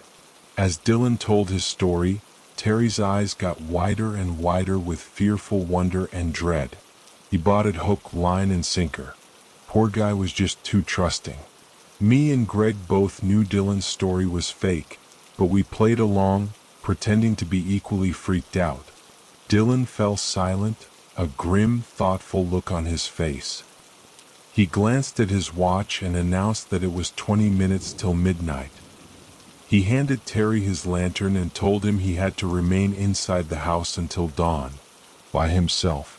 The three of us would be waiting outside to make sure he didn't try to cheat and sneak away. If he lasted until 7 a.m., he could consider himself to be part of the group. We stood up, wished him good luck, then left the house one by one. I was the last to leave. I looked back at Terry just once. He stood there, trembling, scared shitless, but with a look of almost pitiful determination on his face. I remember him like that, frightened but resolved to prove his bravery to us, because it was the last time I ever saw him alive. I joined Dylan and Greg outside and we returned to where we had parked our bikes. As soon as we were far enough away, Dylan and Greg's grave expressions broke and they both began to snicker. Dylan fished around in his jacket pocket and removed a small battery-powered receiver. It belonged to a baby monitor Dylan had bought at the local mall a couple days back. The transmitter was hidden inside the old house. You see, what we had neglected to tell Terry was that we had managed to rope Greg's older brother Zach, who was 16, into dressing up in a pretty impressive demon costume, complete with a realistic latex mask, and hiding in one of the abandoned house's upstairs rooms an hour before we had shown up. He was waiting up there now. In exactly 20 minutes at midnight, Zach was going to start making some scary noises, subtle at first, shuffling footsteps and creaking floorboards. If Terry was brave enough to go up and investigate, Zach would jump out and ambush him there. If he wasn't, then in another 10 minutes at 12:10, Zach was going to move up to making terrifying groaning sounds and demonic growls. There he was going to gradually descend the stairs to confront Terry in the living room. We would hear Terry's horrified reaction over the receiver. Just before he fled the house in a panic, probably screaming at the top of his lungs as he did so. Yeah, it was a mean prank, but we were just teenagers. And to make it up to Terry, we had agreed we would let him be friends with us afterwards. If he was still interested, that was. We waited there, listening to the receiver as the minutes slowly crept by. We could hear slight shuffling sounds, probably Terry moving around in the living room. Maybe he was pacing to kill time, waiting for dawn to come. Then he started humming what I think was an Avril Lavigne song. This caused Dylan and Greg to snicker again. I looked at my watch. 11:55. 5 more minutes. We listened. Suddenly we heard Terry's voice through the receiver's speaker. "Hello?" he said uncertainly. "Is someone there?" Dylan quickly raised his finger to his lips and motioned for silence. This was it. We listened intently. "Hello?" Terry said again nervously. "Is someone down there?" At this I saw Dylan frown slightly, confused. "Is someone down there?" The noises were supposed to be coming from upstairs where Zach was hiding. But Terry was apparently reacting to something he was hearing in the basement. "Hello?" Terry said a third time. His voice was fainter, as if he had moved further away from the hidden transmitter to see what was making whatever sound he was hearing. We listened, waiting for what came next. Silence for about a minute. Then we heard a piercing scream, coming simultaneously from the receiver in Dylan's hand and the house itself. A high, warbling cry of absolute terror. It cut off abruptly. For several seconds there was total silence. Then all three of us flinched as a hideous roar emanated from the receiver, a nerve-shattering bestial bellow of pure, unearthly rage. It was a sound that froze the blood in my veins, primal and completely inhuman. The receiver fell silent. The three of us looked at each other, shuddering, our eyes wide with shock. We turned to face the house. We stood there silently, waiting for Terry to appear in the doorway. He didn't. Minutes passed, but there was no sign of him or of Greg's brother Zach. We called out their names, but there was no answer.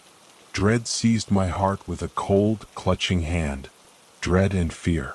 Dylan was close to panicking. He wanted us to get the hell out right then and there, to get back on our bikes and ride home as fast as we could, but Greg angrily refused to leave. Terry might be hurt. Maybe there was a wild animal in there that had attacked him. And besides, his brother was still in there too. We had to help them. Greg was right too. We couldn't just leave them in there. With a great deal of reluctance, the three of us headed back to the house. We reasoned that maybe Terry had somehow found out we were setting him up for a prank. Maybe he had turned the tables and was trying to prank us in return. I'm not sure if any of us believed that, though. We entered the living room and aimed our flashlights around, calling out Terry and Zach's names. There was no sign of them. We listened, but there was nothing but silence. But I did notice something. The house smelled different. When we had been in there earlier, it had been the unpleasant, but not unusual musty, dusty odor you'd associate with long-abandoned homes.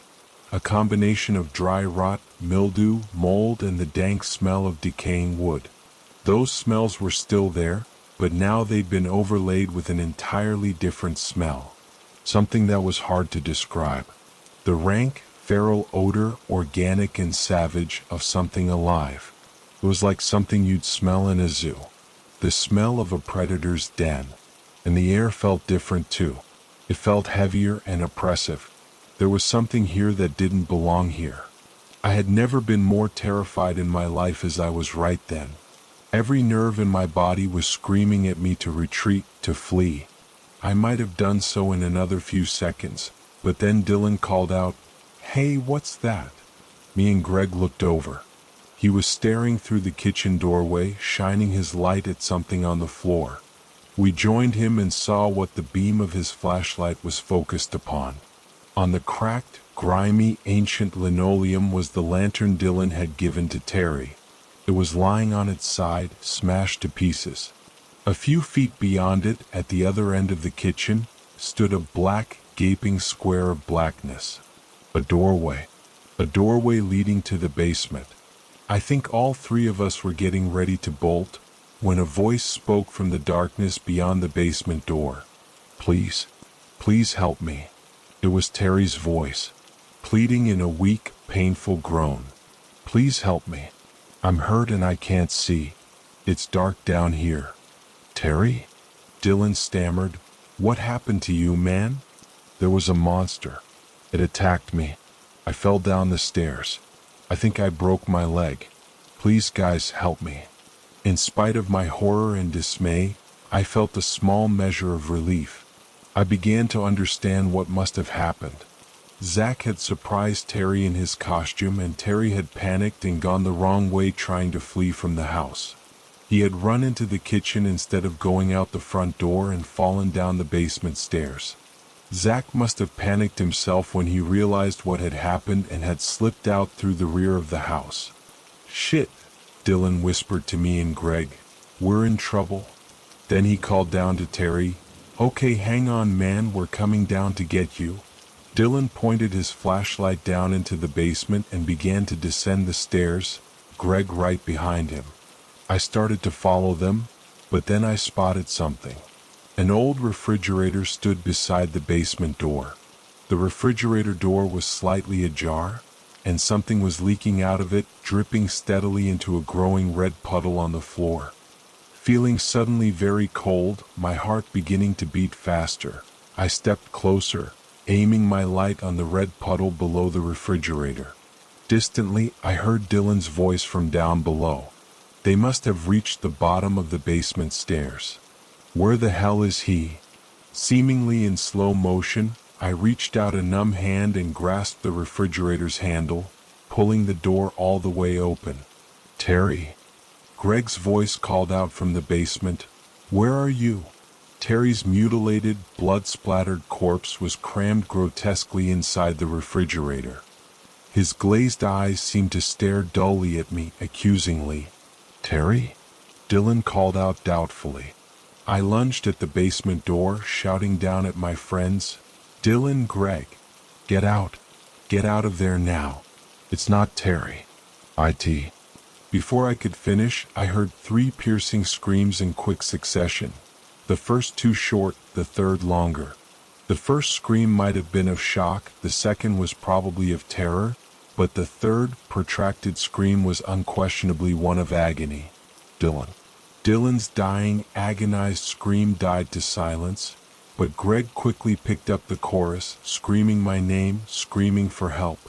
Standing in the basement doorway at the top of the stairs, too scared to go to his aid, I shone my light down in the direction of Greg's screaming voice. I saw my friend backed up in the corner, trapped, his eyes bulging and wild with horror, facing something that was approaching him. I only glimpsed it, but that one brief glimpse was enough. More than enough. Enough to imprint itself like a brand upon my scarred psyche, to haunt me in untold nightmares to come for the rest of my life. It wasn't human. I don't think it ever had been. It was tall and slumped and horribly out of proportion, its head about 3 feet above its torso, perched on a thin, elongated neck like a giraffe's. Its long, spindly arms extended at least 6 feet from its shoulders. Its skeletal hands were tipped with long, bloody claws. It appeared to be naked, and its skin was a hideous mottled gray, like the skin of a corpse. It had its back to me, so at least I didn't see its face, which I am eternally grateful for. If I had, I don't know if I would have kept my sanity. As the thing moved in for the kill, Greg, cornered, looked up, locking eyes with me. "Help me," he shrieked. But I didn't. Instead, I ran like a coward, abandoning him to his fate. I ran out of that house, back to my bike, and pedaled away as fast as I could. Greg's dying scream chased after me, until it abruptly stopped. Weeping, I rode back to Greg's house. I called 911. The police came. They went to investigate the house. Greg's older brother Zach was found dead in one of the bedrooms upstairs, his head torn off his shoulders. Terry was still in the refrigerator where I had discovered him. What was left of Dylan and Greg's bodies were scattered throughout the basement. They had been ripped apart. The cops questioned me, of course, demanding to know what we had been doing there in the first place. I finally admitted to the prank we had staged on poor Terry, but didn't tell them about the creature I had seen in the basement. As traumatized as I was, I knew they wouldn't believe me. I simply told them someone else had been in the house. A squatter maybe, some deranged psychopath who had attacked me and my friends, with me being the only one to escape. I told them it was dark and I hadn't gotten a good look at the assailant. They were suspicious of my story. They must have sensed that I was holding something back. It crossed my mind that they might even suspect I had killed them myself, but no one ever accused me outright. There wasn't a drop of blood on me, and I was obviously distressed and shaken over what had happened. The investigation lasted for weeks. Forensic teams scoured the house for any physical evidence, but never found anything useful, and the murders were never solved. Not long after, my parents moved me away to a new town for a fresh start. I went on with my life, trying to move past what happened that terrible Halloween night when I was 14, but I never got over the horror and the guilt. For the rest of my teens into my early 20s, I went through a very difficult, self-destructive phase. I dropped out of school shortly after the start of my sophomore year in high school, got mixed up in drugs and alcohol, got arrested more than once, got kicked out by my parents, was homeless for a while, and finally went into rehab and got straightened out. I'm married now with 2 children and a semi-decent job in a warehouse. Things are going pretty well for me right now, but I still dwell upon what happened that night. Everything Dylan told Terry was fake. There was no old man named Magruder, no devil worshipping or child sacrifices or demons or murders. It was all made up. It makes me wonder.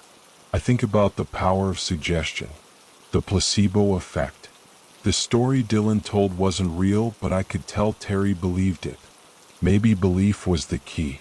Maybe Terry was so frightened by what he heard, he somehow unwillingly, unconsciously willed it all into reality. They say faith can move mountains.